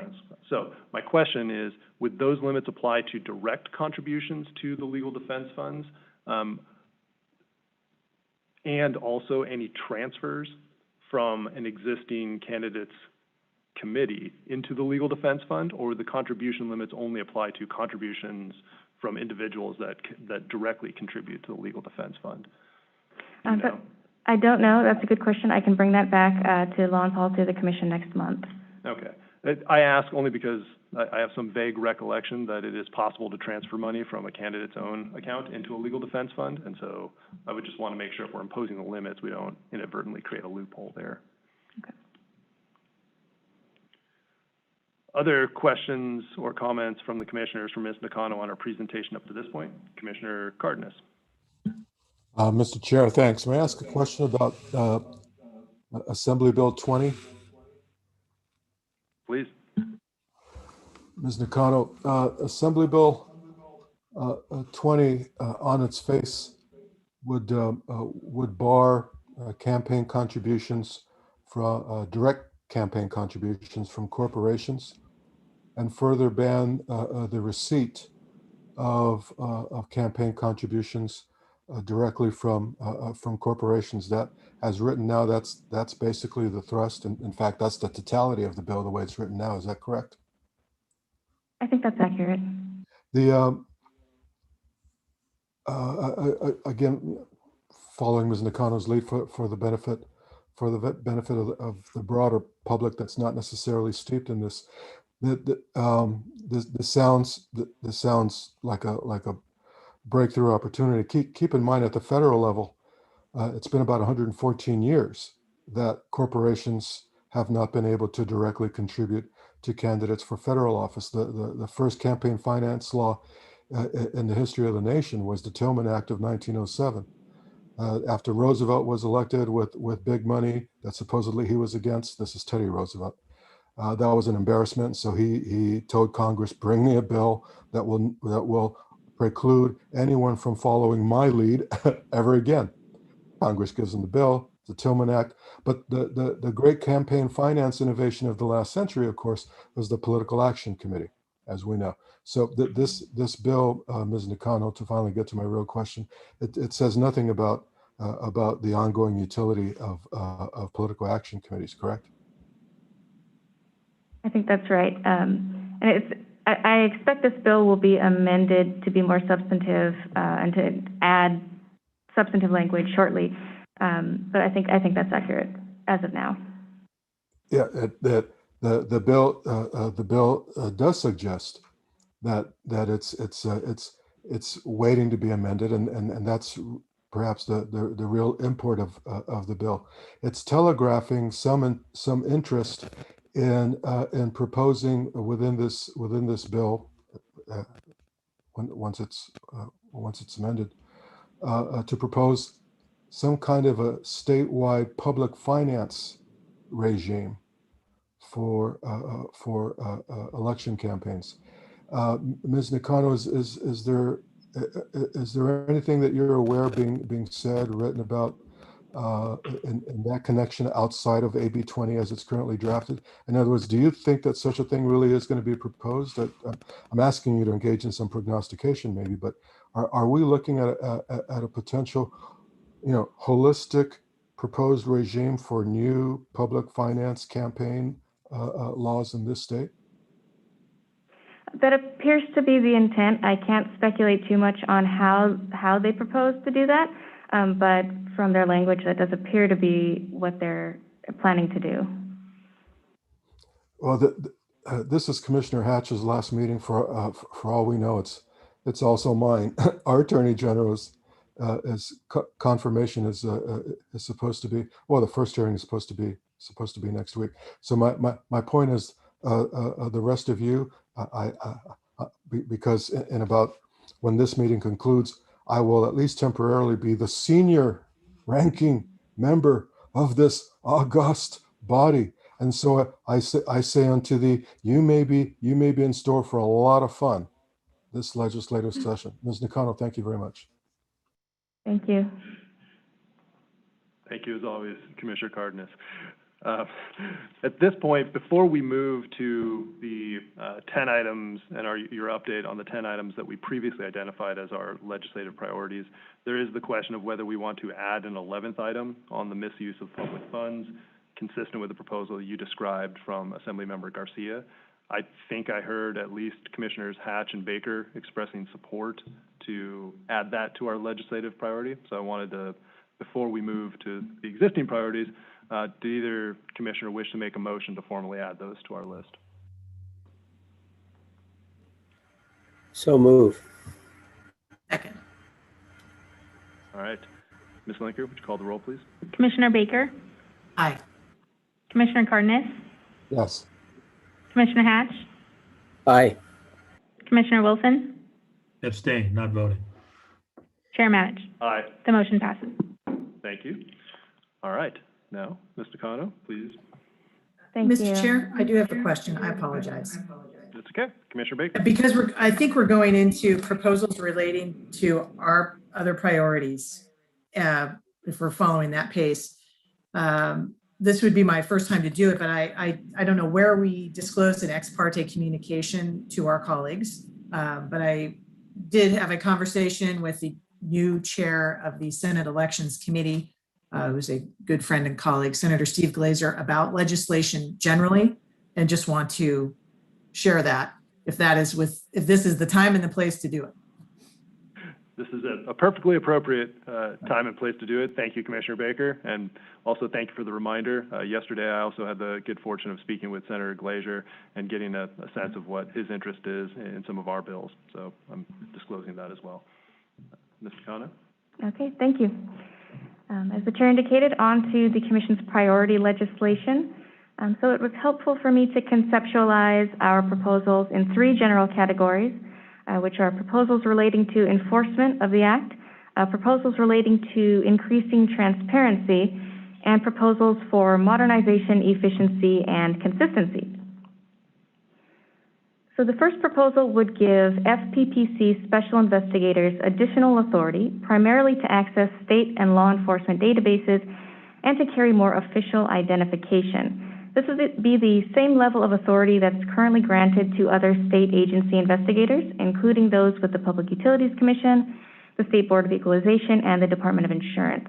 For some background, this proposal originated from the FPPC's Enforcement Division, and what this would provide is access to state and law enforcement database information, access to evidence and documents, and would allow FPPC special investigators to perform other investigatory tasks. This would also allow investigators to carry more official identification. Currently, investigators carry what's essentially just a state ID, and members of the public don't always recognize this identification as carrying authority. Staff thinks that this more elevated ID would help the public identify our staff as legitimate state agency investigators. The second proposal would authorize the Commission to access tax records of public officials under investigation. It would accomplish this by requiring the Franchise Tax Board to permit a designee of the Commission to inspect those tax records if information in the tax records is material to a specific matter under investigation based on a finding of the Commission's executive director. This proposal would require the Commission to notify public officials when their tax records are being requested, and would require the Commission to reimburse FTB for the costs of providing this information.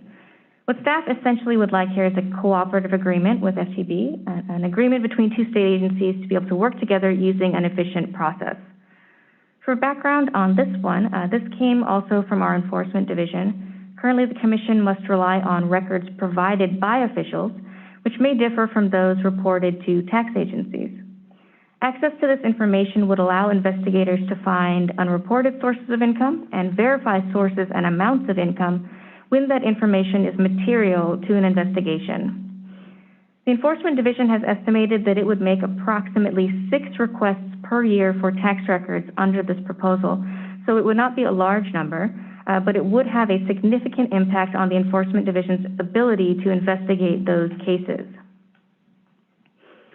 Staff is meeting with FTB tomorrow to discuss the proposal. They had previously seen the proposal last year and provided some feedback, and this version of the proposal is directly responsive to that feedback. The third proposal would provide for increased penalties when a person who uses campaign funds in a manner that violates the act and results in an egregious personal benefit. We're defining egregious personal benefit for purposes of this provision to mean a direct personal benefit with a value of $10,000 or more to a candidate, elected officer, or any individual with authority to approve the expenditure of campaign funds held by a committee. The increased penalty we're proposing is up to 3 times the amount of the unlawful expenditure. For background on this one, the Commission is currently limited in existing law to a maximum penalty of $5,000 for misuse of campaign funds. When the amount of the unlawful expenditure is very high, the existing penalties do not serve as much of a deterrent to this behavior. Under this proposal in the legislation report, I included a couple examples to illustrate how this would work. So, for example, if a candidate for elected office purchased a new vehicle for $50,000 using campaign funds and put the title of the vehicle in their own name instead of in the committee's name, they would be in violation of the act. And because the vehicle was purchased for more than $10,000, this would be considered an egregious personal benefit, and the candidate would be liable for up to $150,000. The next category of proposals relates to increasing transparency. Yes. All right. Can we take them by group? And oh, sure. So let's pause here absolutely. and ask the commissioners if they have any questions on the first batch that you went through under the first heading of enforcement. Commissioner Baker? Thank you. And I want to echo the manner in which you are providing this very helpful information. by including a summary, a background, even examples of someone who, if you can give an illustration, I always follow much better. So I appreciate your style of doing this briefing. With respect to the tax record inspection authority, which makes a great deal of sense to me, just I see in your summary it mentions that we would be required to notify the public official by mail that the request to inspect their tax records has been made. I don't know if there's an amount of time that we do that before we access them. So should they wish to seek judicial or some stop to their tax records being accessed, and I would hope they wouldn't, but is there an amount of time in the legislative language that you're looking at that provides for that access if they want? So that would be providing the notice before the request is made to FDB. Yeah, in sufficient time. I mean, there's expedited ways in which someone who thinks that's unjust can access the courts and presumably seek an injunction to stop us from doing that, or to stop the FTB from giving us the records. But, is it 3 days, or is there an amount of time that the notice is provided before we then access the records? I think in the current iteration that the staff has been considering, the commission would be required to notify them only after they had made the request. So that's what we have currently been considering, but that's an interesting point. I just think that's something to consider. I welcome our colleagues' thoughts on it. It's just, the way I had read this is notify a public official by mail that the request to inspect the tax records has been made. I guess that doesn't necessarily say when in the process. That would be my one item to put in discussion. I think that's a good point. I had a question though. Did we model this proposal off other state officials, agencies that have this type of authority? I think we did, right? There's nothing identical. There are some components that mirror existing law for other agencies. Yeah. A lot of the detail for this came from the feedback we got from FTB. Okay. So in this case, they had asked if they would be required, or we would be required to notify the official. So we added in a provision that made it clear that we would be notifying the official. Okay. I think Commissioner Baker's right, though. I think if there is a way to devise a process by which we can give an official whose records are subject to this type of approach some minimal amount of time where we know that they know that we've made the request before we have the documents, I think that would make sense. So perhaps you could explore with FTB or some other folks some options for doing that and report back to us. I'll look into that. Thank you.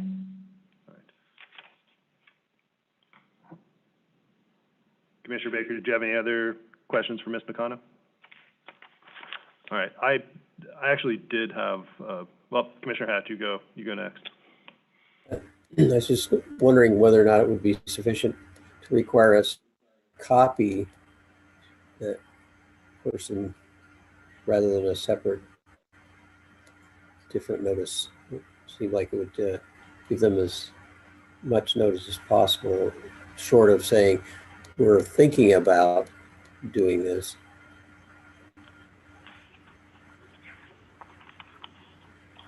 Yeah, Ms. Nakano, how can you, in response to Commissioner Hatch's question, how would it work currently under the bill? Like, what would the notice be that's going to the public official? I think that's his question. I think it would, at this point, be a letter to the official notifying them that the commission has or will be making the request to FTB. Okay. And so, Commissioner Hatch, your thought is that the public official would receive a copy of the request that our agency is sending to the tax agency? Is that what you're suggesting? That's what I was suggesting, just to keep it simple. But if there's an element here of a notice that we are intending to, that's a different time period. So I don't know. I was just thinking that if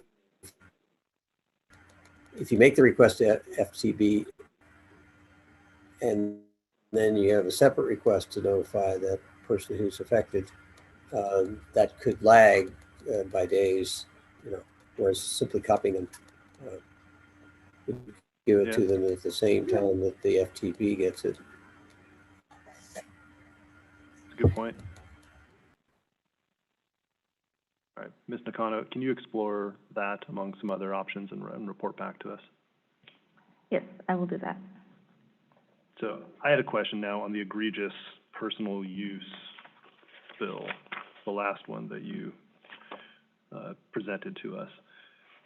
So looking closely at the language, my understanding, and I know at least personally, I think my intent at the time was that we wanted to make this very narrowly tailored to go after those public officials who are intentionally using great sums of money improperly to benefit themselves. And the concern I have looking at this language is I think in my opinion, we're very, very close. It doesn't actually, I don't see where it requires that the violation be intentional. And it makes me wonder about somebody, I can't even really conceive of a good example, but you know, there could be possibilities of somebody, it was unintentional, right? And so would it be possible to, I think you could just insert the word intentionally in B1. So any person who uses campaign funds in a manner that intentionally violates this article and results in egregious personal use. Without that, I think somebody could, in theory, if this were to pass, be subject to the heightened penalties even if it wasn't intentional conduct. And so I have some level of concern about that. I don't know how other commissioners feel, but I have a little bit of concern about that. I think that makes sense, and that would be an easy change. Okay. Do other commissioners have views one way or the other on that? I do agree that intentionality is probably what we'd be going for. It's hard to imagine a scenario that would seem like, as you're saying, that would be acceptable, but having the language there is certainly important. You know, I suppose you start to get down a slope of intentional versus negligent, and where they should have known had they just been reasonably behaving. But I think having some amount of state of mind in there is important. Yeah, I agree. And I will, going back in time and thinking about when the commission was interested in this issue and adding this to our list of priorities, we had seen some pretty egregious examples of personal use, and I don't think there was any question that there was intentionality there. So I do think this is in response to that experience, so we should make clear that this is intentional conduct. Okay. Just a thought here on this. It's currently we administer a scheme of civil penalties for behavior, and we're not required to show intentionality to apply that. So are we sort of breaking new ground here to say on this one you got to show intentionality?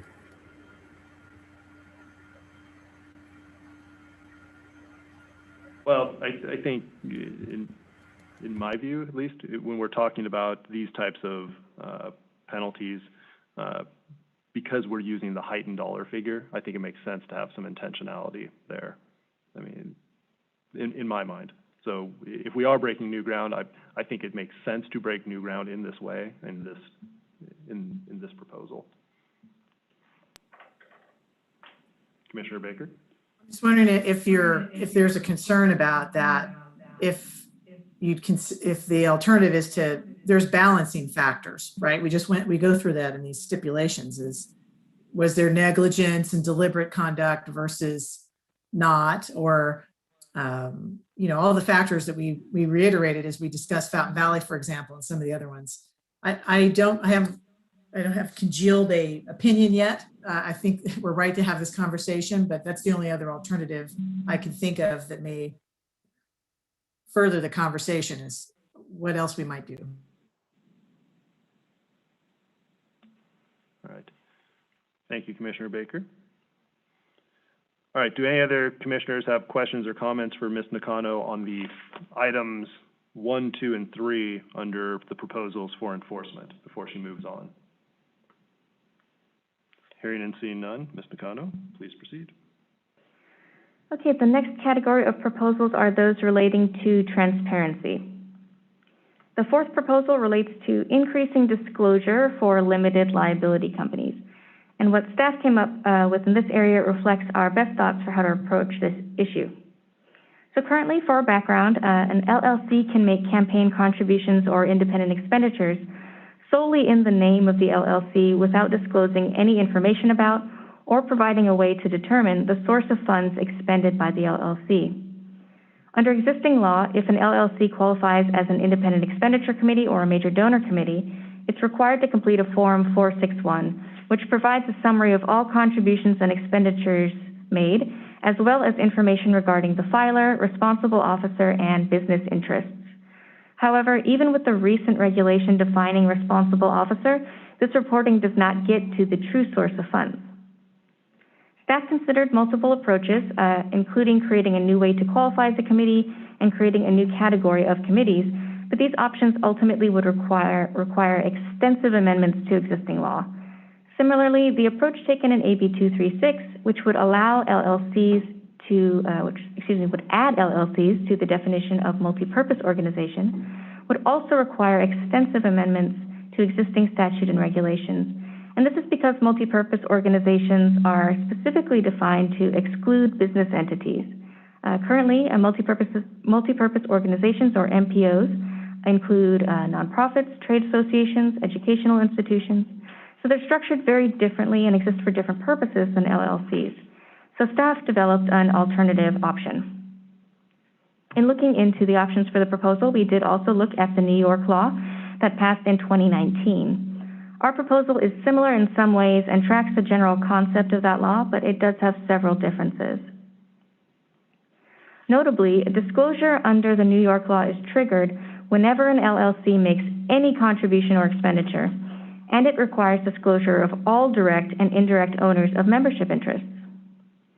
Staff considered the potential burden on LLCs and determines that we could up the threshold for reporting and who is reported and still get meaningful disclosure about the source of funds. Under staff's proposal, reporting is triggered when an LLC qualifies as a committee or a committee sponsor under the Act. So at this point, the LLC would already be engaged in a level of political activity that currently requires reporting and subjects the LLC to other regulations under the Act.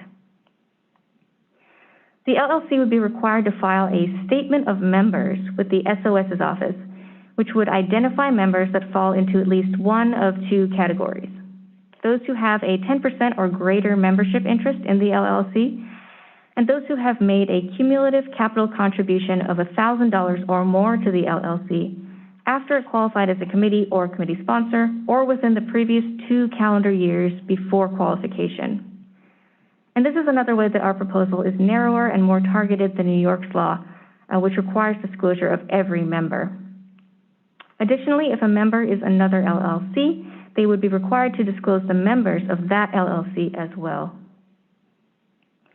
The statement of members would be required to include certain information, specifically the name of the LLC and contact information for its principal officer or responsible officer, the name of each member who fits into either of the 2 categories that I mentioned, the dollar amount of the cumulative capital contributions made by each covered member, the date of each capital contribution, and the percentage ownership interest in the LLC of each covered member. Filing would be required within 10 days of qualifying as a committee or committee sponsor, or within 24 hours if there's an election, within 30 days and other specified conditions are met. We've included a couple examples to illustrate how this proposal would work, a real-life example and a generalized example. For the first example, in 2016, LHR Investment Group LLC gave $3.8 million to a local ballot measure. The LLC filed a Form 461 major donor report, but as I mentioned before, that report does not require disclosure of the source of funds. Under this proposal, once the LLC qualifies as a committee or a committee sponsor, it would be required to submit its statement of members, which would include, among other information, the name of the LLC members, their cumulative capital contributions, and the date of each contribution. In the second example, a business person creates an LLC 3 years ago and fully funds it. 3 years later, the LLC makes a large contribution to a ballot measure committee. Under this proposal, even though the LLC was funded more than 2 years before qualifying as a committee, since the business person accounted for 100% of the LLC's assets, that person would be listed in the statement of members. So I think since this is a more substantive proposal, I know the commission has a lot of interest on it, I'll break here for any questions. Thanks, Ms. Takano. Commissioner, questions? Commissioner Baker? I want a point of, just to clarify for me, the threshold of LLC that this hits is if they are already going to qualify as a major donor. So I'm trying to just have a restatement and clarification of that. I know we've talked about this, Ms. Nakano, offline. So we're not talking about every LLC is going to get hit, sort of like the New York law. Is that the threshold, is major donor status? Any committee, so major donor or a recipient committee, Of the or independent expenditure committee. Okay. And the thresholds are lower for independent expenditure and recipient committees. I think 1,000 and 2,000, and major donors 10,000. Okay.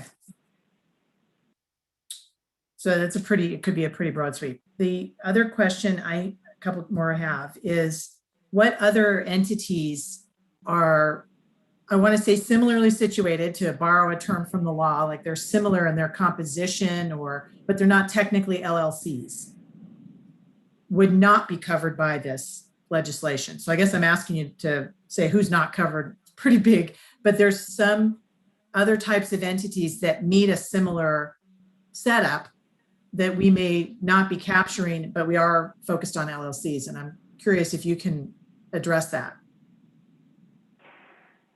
Yeah, so the reason we're focusing on LLCs specifically in this proposal is because enforcement found that that's where the activity is right now. So we're trying to target based on where we have evidence and where we know this activity is occurring. We are looking into whether other kinds of business entities could be used if this law were to pass, if people could start using other kinds of business entities in similar ways and bypass this proposal. So we are looking into whether that's a possibility and whether it would be beneficial to include other business entities. But at this point, the evidence that we have is that the problem is with LLCs specifically. Understood. I think that was part of the background that we may have discussed at the last meeting, is there's a history here that our agency has had experience with. I would be curious, not just business entity, but really what other, not loopholes, but who would not get treated like, who is like it is not being treated the same. That's what I'm trying I'm going to be needing to study on this proposal. And finally, I know that we had chatted a bit as I was preparing for this conversation. I understand that your team has reached out to Common Cause for feedback on bills like this. And I would like to ask that we reach out to organizations that also represent the people who'd have to comply. They may help us see some errors or improvements.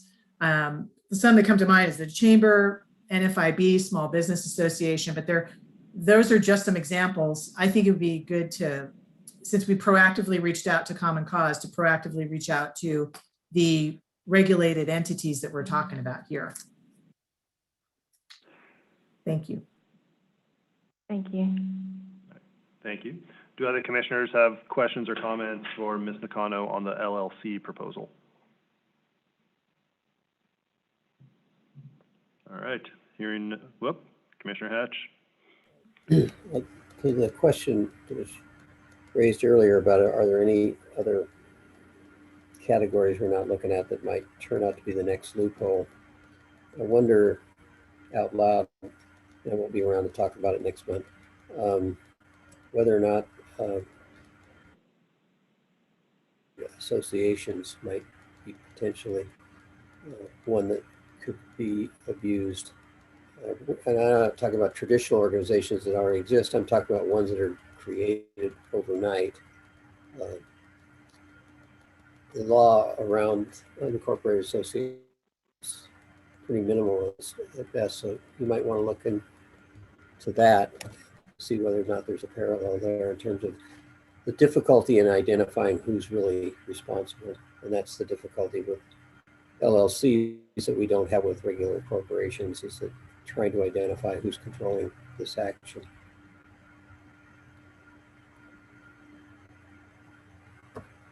Thank you, Commissioner. If you can check into that for us as well, the association piece of it. Okay. All right, Ms. Khanna, go ahead and proceed then down your list. Okay, the fifth proposal would transfer the duty to conduct lobbyist audits from the FTB to the Commission, and would make some other changes relating to lobbyist reporting. For background on this one, FTB is required to conduct several types of audits under the PRA, including lobbyist audits. FTB has stated over time that the complexity of all audits, of all the PRA audits has grown significantly, requiring increased staff resources, which FTB does not currently have. For the 2015-16 audit period, FTB completed 50 out of the 314 required lobbyist audits. For the 2017-18 audit period, no lobbyist audits were completed, and for the 2019-20 audit period, which just ended, it's anticipated that FTB will again be unable to complete any audits, any lobbyist audits due to workload issues. So this proposal would transfer the lobbyist audit duty to the Commission, which would allow FTB to focus its resources on other PRA audits, while also allowing the Commission to ensure that these lobbyist audits are completed. To increase transparency around lobbying activities and to make the lobbyist reports more useful, the proposal would also add to the information required to be reported, including the names of those lobbied, the interests lobbied, and the payments received for that lobbying. Staff thinks this is important because currently lobbyist reports focus mostly on activity expenses and campaign contributions and not much else, which does not provide the public with real information about that person's actual lobbying activity. The proposal would also require monthly reporting in the third quarter of each year. Currently, lobbyist reports are required quarterly. This more frequent reporting in the third quarter would allow the public to see what interests have been lobbied before final voting occurs on most legislation. And staff decided to propose a more frequent reporting requirement only in the third quarter to target a time of high activity and avoid an overly burdensome reporting requirement. As I previously mentioned, this proposal seems generally consistent with Senator Allen's intent bill relating to increasing lobbying transparency. So staff will continue conversations with his office and will hopefully be collaborating on that. The sixth proposal would extend the one bank account rule, such that all committee. Oh, yes. I have a question on the prior proposal regarding the FTB. It's my understanding, and correct me if I'm wrong, that one of the reasons that that function would be transferred from Franchise Tax Board to the FPPC is that the FTB is concerned about the impact on its workload. Is that correct? That's correct. They currently don't have enough positions to complete all of the audits. They have stated that audits have become more complex over time, requiring more resources, and they haven't grown to accommodate that increased complexity. Okay. I don't know the exact number, but I do know just from experience that FTB has several thousand employees.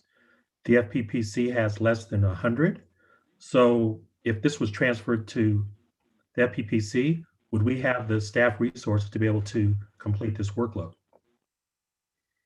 Staff is still working on the analysis of what staff would be required and what would be needed from the Commission to accommodate this. So I don't have numbers at this time, but that's something we will definitely be looking into. Yeah. I mean, I don't know the exact number on the FTB employees, but it's my understanding it's in excess of 5,000 employees. So the workload argument, I think, is still open to discussion. So anyway, thank you. Thanks, Commissioner Wilson. Commissioner Cardenas? I think the workload argument merits discussion, which is why we actually had a discussion. I believe it, Mr. Chair, or Brian, correct me, it may have been just prior to Commissioner Wilson's arrival, but we had a presentation, about a year and a half, 2 years ago, by FTB staff with numbers, and this is where Ms. West, it is helpful, whether it's the chief of enforcement or our legislative person, when they are speaking to something, but the underlying specifics may be better retained by one of your other staff members, Ms. West. This is when it is appropriate for that particular staff member to chime in for the benefit of the commission and the public, and speak to what's going on and what has been going on. Ms. West, who said what about the FTB staff? We had this discussion. Yes, thank you, Galena West. So basically, Franchise Tax Board came over and they talked to us, and there are thousands of employees at Franchise Tax Board, but unfortunately, the Political Reform Division is very small. I would say less than 40 people, maybe even less than 30. I think that at one time they got down to 17 positions. And so over the years, they did not have the staff capable to keep up with their audit workload as the complexities of the act grew and grew. And they've put in for positions and for money. So I know that they are combating this problem and they are working on it. But yeah, it's a huge organization. However, when they come and they work with us as our sister agency, we're only talking about a group of 30 people that work in the Political Reform Division.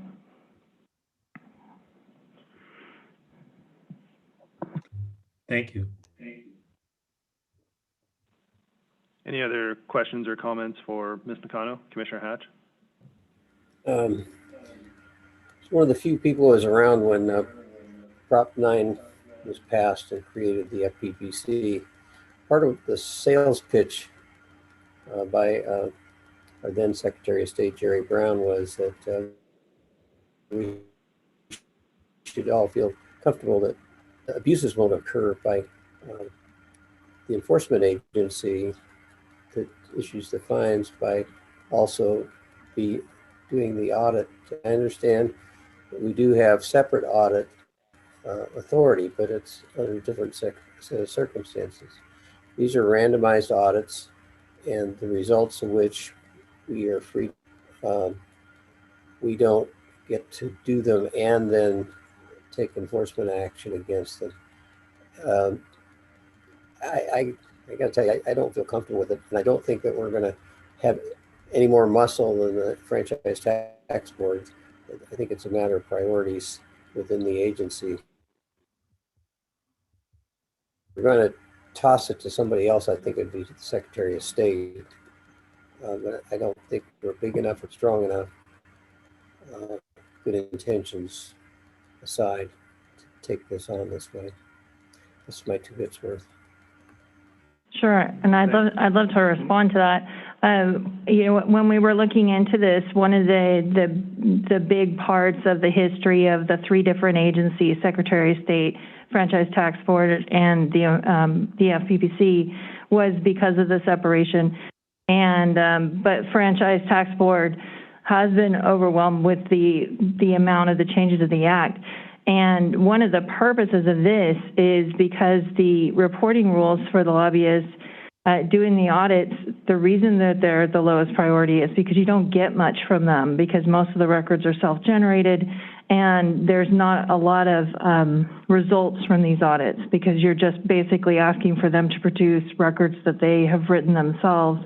So one of the reasons for an argument for the FPPC to take this on is to gain the expertise of the audits themselves, to know what information should be required and how we can enforce better, how we can make better regulation and legislative proposals to help the transparency in the lobbying of in the state of California.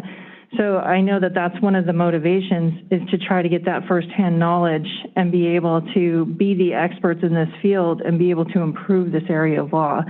And then also, one of the things that we brought up in multiple commission meetings is the possibility of the audit division being its own division within the FPPC, or being moved to under the legal division or the admin division, in order to have this separation. As in, when the commissioners have a separation from the enforcement division, you can still act as adjudicators for an enforcement action because of the ethical wall. So it would be similar to that. So I do understand the concerns, and we have anticipated a lot of those and discussed them. So we're happy to talk about this further. All right. Any further questions for Ms. Nakano on this proposal? All right. Hearing and seeing none. Ms. Nakano, do you want to continue with the campaign bank account rule? Thank you.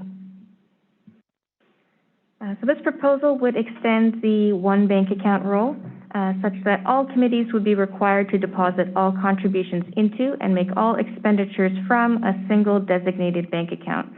Currently, only candidate-controlled committees are subject to this rule. Extending this requirement to all committees would improve the ability of the Commission and the committees themselves to track contributions and expenditures, to increase transparency and compliance with the Act.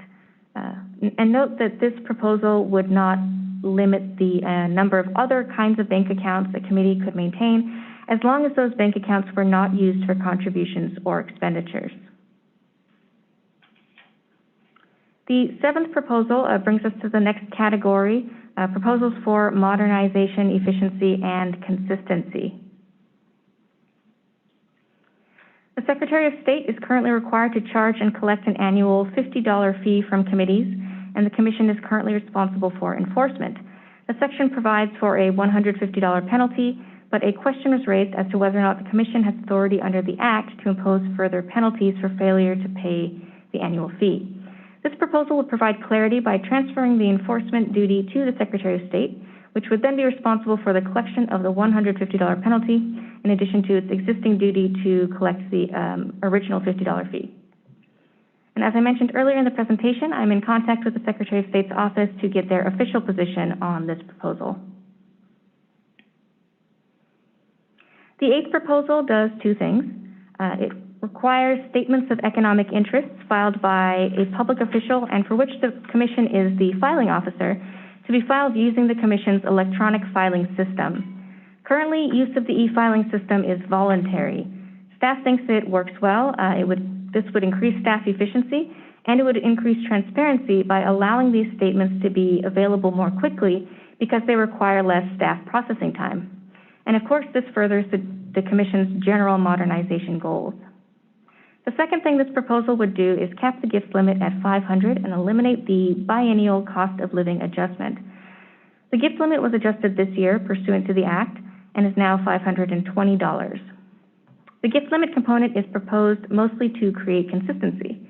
Because the gift limit is now higher than the income disclosure threshold, which is $500, this could create a situation where, for example, earned income of $510 would create a conflict of interest, but a gift of $510 would not create a conflict.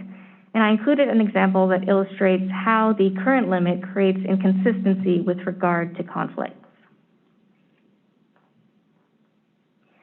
The ninth proposal would require behested payment reports to be filed electronically, and this is also for purposes of modernization and efficiency. Currently, the FPPC has an electronic filing system that can be used voluntarily. Existing law requires elected state officers and members of the PUC to file first with their agencies within 30 days of a behested payment, and then the state agency has 30 days to forward a copy of that report to the Commission, which may be filed using the Commission's electronic system. For non-state elected officers, they are required to file first with their agencies, and the agency must then forward a copy to the appropriate filing officer. This proposal would require an elected state officer or member of the PUC to file directly with the Commission instead of with their agency, using the Commission's electronic filing system within 30 days of the behested payment. It would also require non-state elected officers to file directly with their filing officer instead of with their agency within 30 days of the payment. So instead of filing first with their agency and then with the commission or filing officer, they would file directly with the commission or filing officer. The proposal would also authorize a local filing officer to require electronic filing for those non-state elected officers and would provide that an electronically filed report is an original report. Staff evaluated how much time they spend on processing behested payment reports that are not electronically filed, and it came out to about 16 hours per week. So put in perspective, that comes out to 104 workdays or nearly 21 full work weeks spent processing non-e-filed behested payment reports each year. So this would create significant efficiencies for FPPC staff. Additionally, by requiring direct filing with the commission or filing officer, the time between the behested payment and the submission of the report is cut from 60 days to 30 days, which would increase transparency by allowing these reports to be publicly available faster. And finally, the 10th and last proposal would remove gender terms from the Act. And as I mentioned at the top of the presentation, this proposal will be amended into AB 378. And if you have any other questions on those remaining proposals, I'd be happy to answer. All right. Questions from Ms. Ms. West is raising her hand. Ms. West. Very politely. I just wanted to say that I was afraid to overstate how few employees are actually in the political reform division at FTB. And I got an email from them as I was speaking and just wanted to clarify, they actually have only 13 funded positions in the political reform audit program, with 11 currently filled. So that's really how dire it is in those positions. Thanks, West. So, Commissioner Baker, question? Thank you. It's more of a comment. I want to thank you. I noted at the beginning of your presentation, you mentioned that you had been meeting with both party members. In our last meeting, I had given encouragement that whenever possible, if we could, not only possible, but strategically appropriate for getting a bill over the finish line and signed and on the governor's desk and signed, to have a request and real intentional effort to have bipartisan collaboration. I just want to thank you for that and encourage us to keep doing it in feedback with members. Thank you, Commissioner. Thanks, Commissioner Baker. Any additional questions for Ms. Nakano on the legislative package that she is actively pursuing on our behalf? Commissioner Hatch? Not a question, but perhaps just a caution. My motion to include the, to include the public spending of public money on election activity. I did not intend for us to take over any criminal enforcement, just simply the civil offense that we're currently subject to.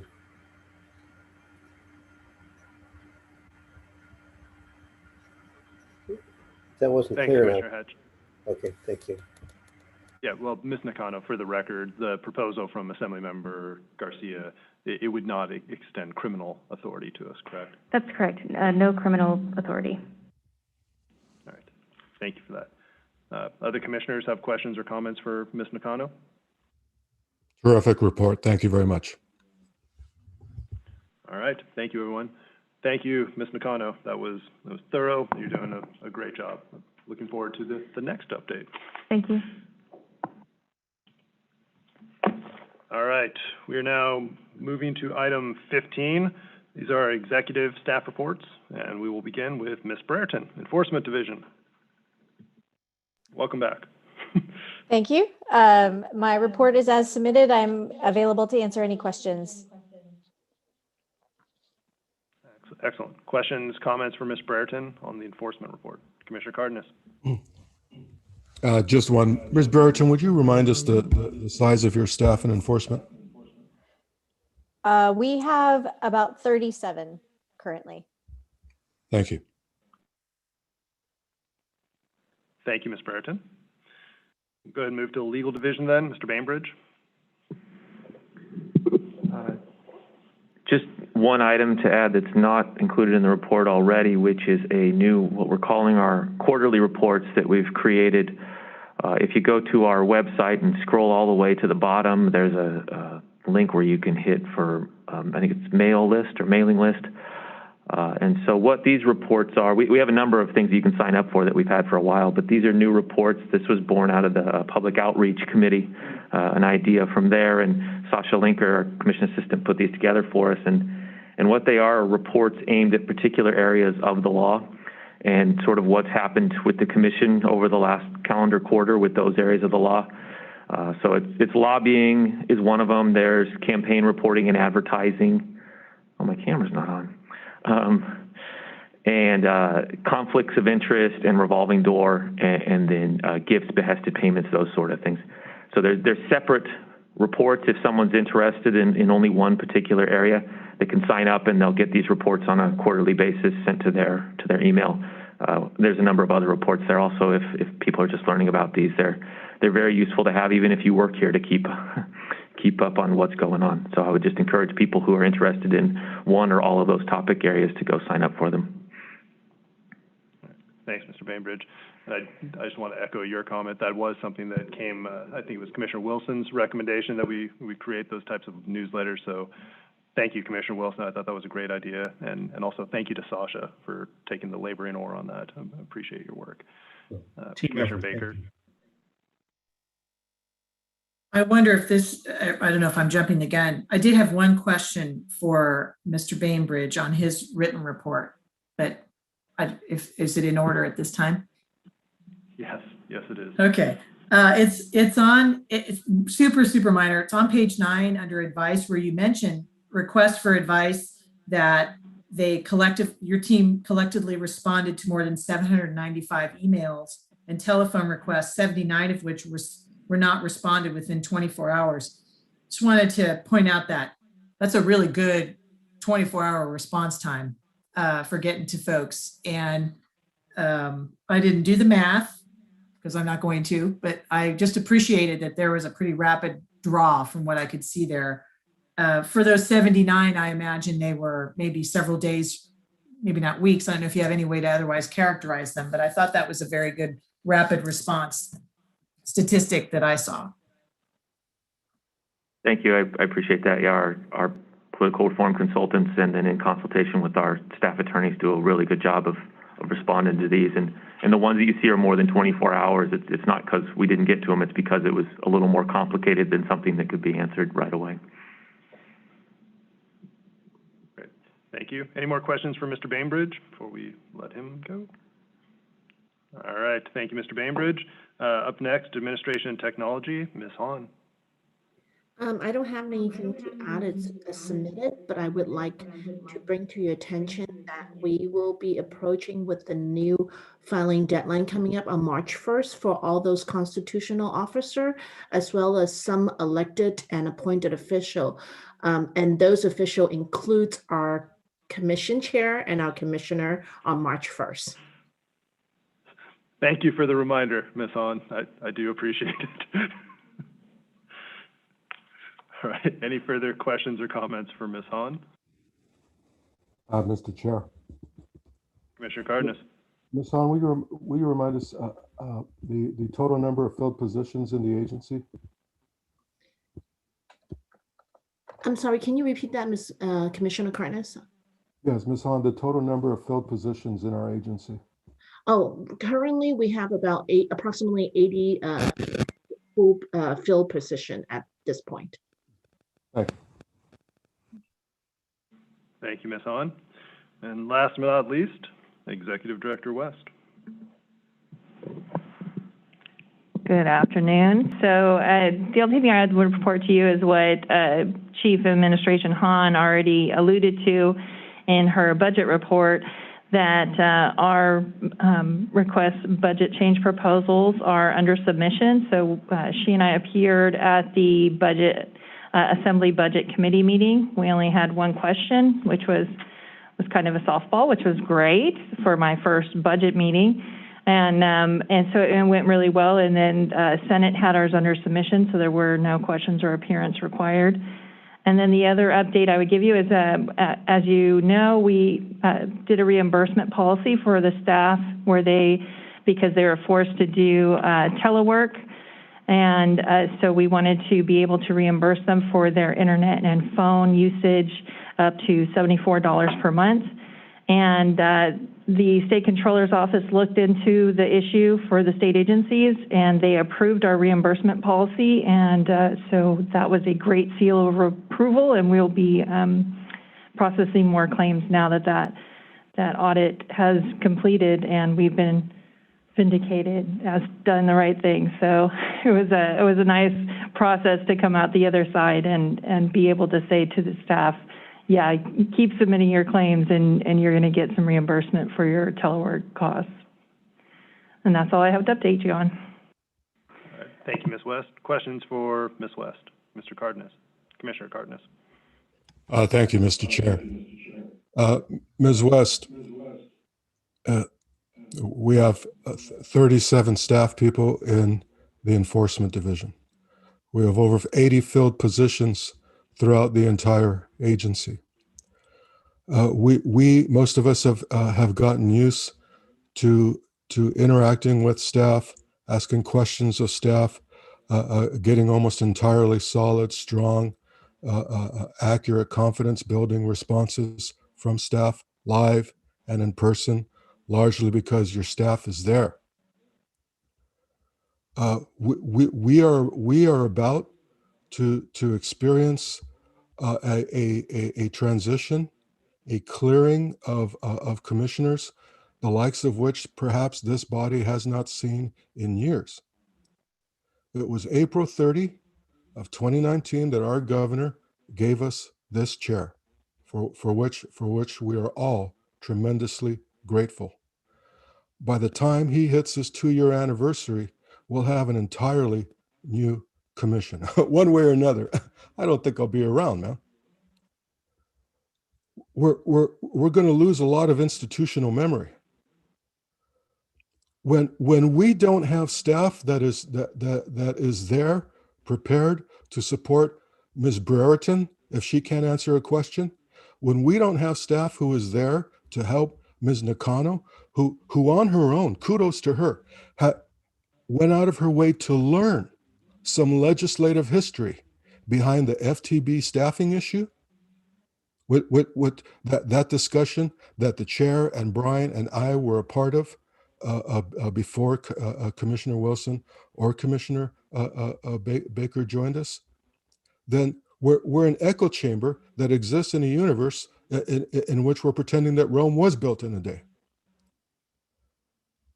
What do we know that you would have gotten that message from your colleague in FTB if I hadn't asked the question? Haven't we talked about this before?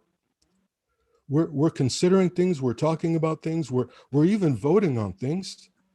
Where what we have done in the past, what we have said in the past, what we have suggested to staff in the past about taking us seriously, about the inappropriate use of taxpayer funds for political purposes, right?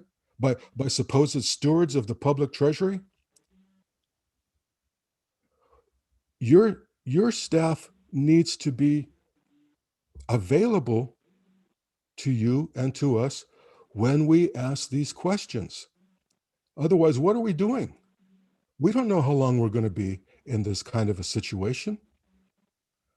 I see I see only 10 names of staff in front of me. I'm used to seeing a room full of people. They weren't all lobbyists, because you had people who were there prepared to step up to the chair and answer the question. It's untenable to ask Ms. Brereton to remember every particular fact, but within her most capable staff, therein lies answers. And when we ask questions on behalf of the people, if not our inherent dignity as being question makers, on behalf of the people, we deserve to have our questions answered. Do we not? That's my message. whatever needs to be done to redress this, we trust it shall be done. Thank you, Mr. Chair. Thank you, Commissioner Cardenas. I think your message is loud and clear. I think we understand it. Although I will just say, we also should be mindful, not only are we laboring under the restrictions imposed by COVID, which are important and we are mindful of, but also Ms. Brereton is still relatively new to her position, and she's inherited a bunch of cases, but I think that just actually amplifies your point that having perhaps the attorneys who were leading the case available at least to answer additional questions might be available or preferable in the future. So I think it's a good suggestion, Commissioner Cardenas. All right. Seeing no further questions for Ms. West, we will move on to item 16, Commissioner comments on proposed future agenda items. And this is where I will return to where I started about the CPAA letter. And so as I read CPAA's letter, the legal question that they have brought to our attention is whether AB 571, the statute, compels aggregation for purposes of the new contribution limits that went into effect in January of 2021, with contributions that were made prior to the effective date of that statute. So at its most basic level, if somebody was living in a jurisdiction in which there were no contribution limits in December of 2020, and they made a $100,000 contribution, the question is whether that contribution from December of 2020 gets aggregated with any contributions they would make in January of 2021 or later, which in that case would mean they can't make any more, or whether or not they get to start anew in January and are subject to the limits for the first time beginning January 1st, and only that conduct would be subject to the limits. It's my understanding from their letter that we have advised that the statute should be interpreted to require aggregation under those circumstances. And I think that is a legal question that we would benefit from getting a briefing from Mr. Bainbridge and his staff next month, because I think that is an important implementation question for us, and whether that is the correct way to understand the statute. And so my proposal would be, in response to that comment letter, to have Mr. Bainbridge and his staff present the issue to us, what the statute says, what the basis for their interpretation is, and also, important to me, how that interpretation squares with the canons of statutory construction regarding retroactivity, because I think that is a very important issue for us to think about here. And have that presented to Law and Policy next month, and then that report can be submitted to the full commission in March as well. So that's my pitch for, I think, how we deal with this question that's being raised by CPA. I think we need to understand better staff's perspective and why they provided the advice they did, and allow ourselves some time to ask questions, get briefed on the issue, and then give the appropriate direction at that time. What do other commissioners think? Nobody's yelling at me. That's good. It's always good. All right. I can if you need to hear it now. Yeah. No, it sounds like a plan, Mr. Chair. Absolutely. Thank you, Commissioner Cardenas. Commissioner Baker? I concur. I think it's appropriate to have that. And I appreciate that you mentioned it, that we look at what are the canons in law and interpretation for that may be applicable to us, because that better informs our decision. So thank you. Yeah. Thank you. Commissioner Wilson? Yeah, I concur as well. Thank you. Thank you. All right, then, Mr. Bainbridge, you understand our request of you? All right, excellent. Well, we look forward to that next month. All right, any further commissioner comments or questions under item 16? Hearing and seeing none. Commissioner Hatch, it's been fun, my friend. I'm gonna miss you. I really am. So stay well, and I look forward to the time when we can have lunch again. We're gonna have to find a new spot. Commissioner Hatch he took me to Bud's before I was chair when I was first interested. And so I was thankful now in retrospect that you took me there for lunch, because it's unfortunately no longer in business. So I got that experience. So thank you, sir. All right, I will move. So long, it's been good to know you, as they say. All right, on that note, Commissioner Hatch, do you want to make the motion to adjourn? I would love to. Mr. Chairman, I would move that we adjourn the meeting today and hope that you remember me from time to time as you struggle with these issues that we don't even know exist yet. We will do that, sir. I'll second the motion. Ms. Linker? Commissioner Baker, Best wishes. Commissioner Cardenas, Love you, Brian. Thank you. Commissioner Hatch, Aye. Commissioner Wilson, Aye, and I look forward to seeing you over the next 40 years. Chair Thank you. Matich. Aye. The motion passes. Thank you, everyone, especially. Thank you, sir, Commissioner Hatch. We'll see you soon. Thank you. Take Goodbye, care, all. guys.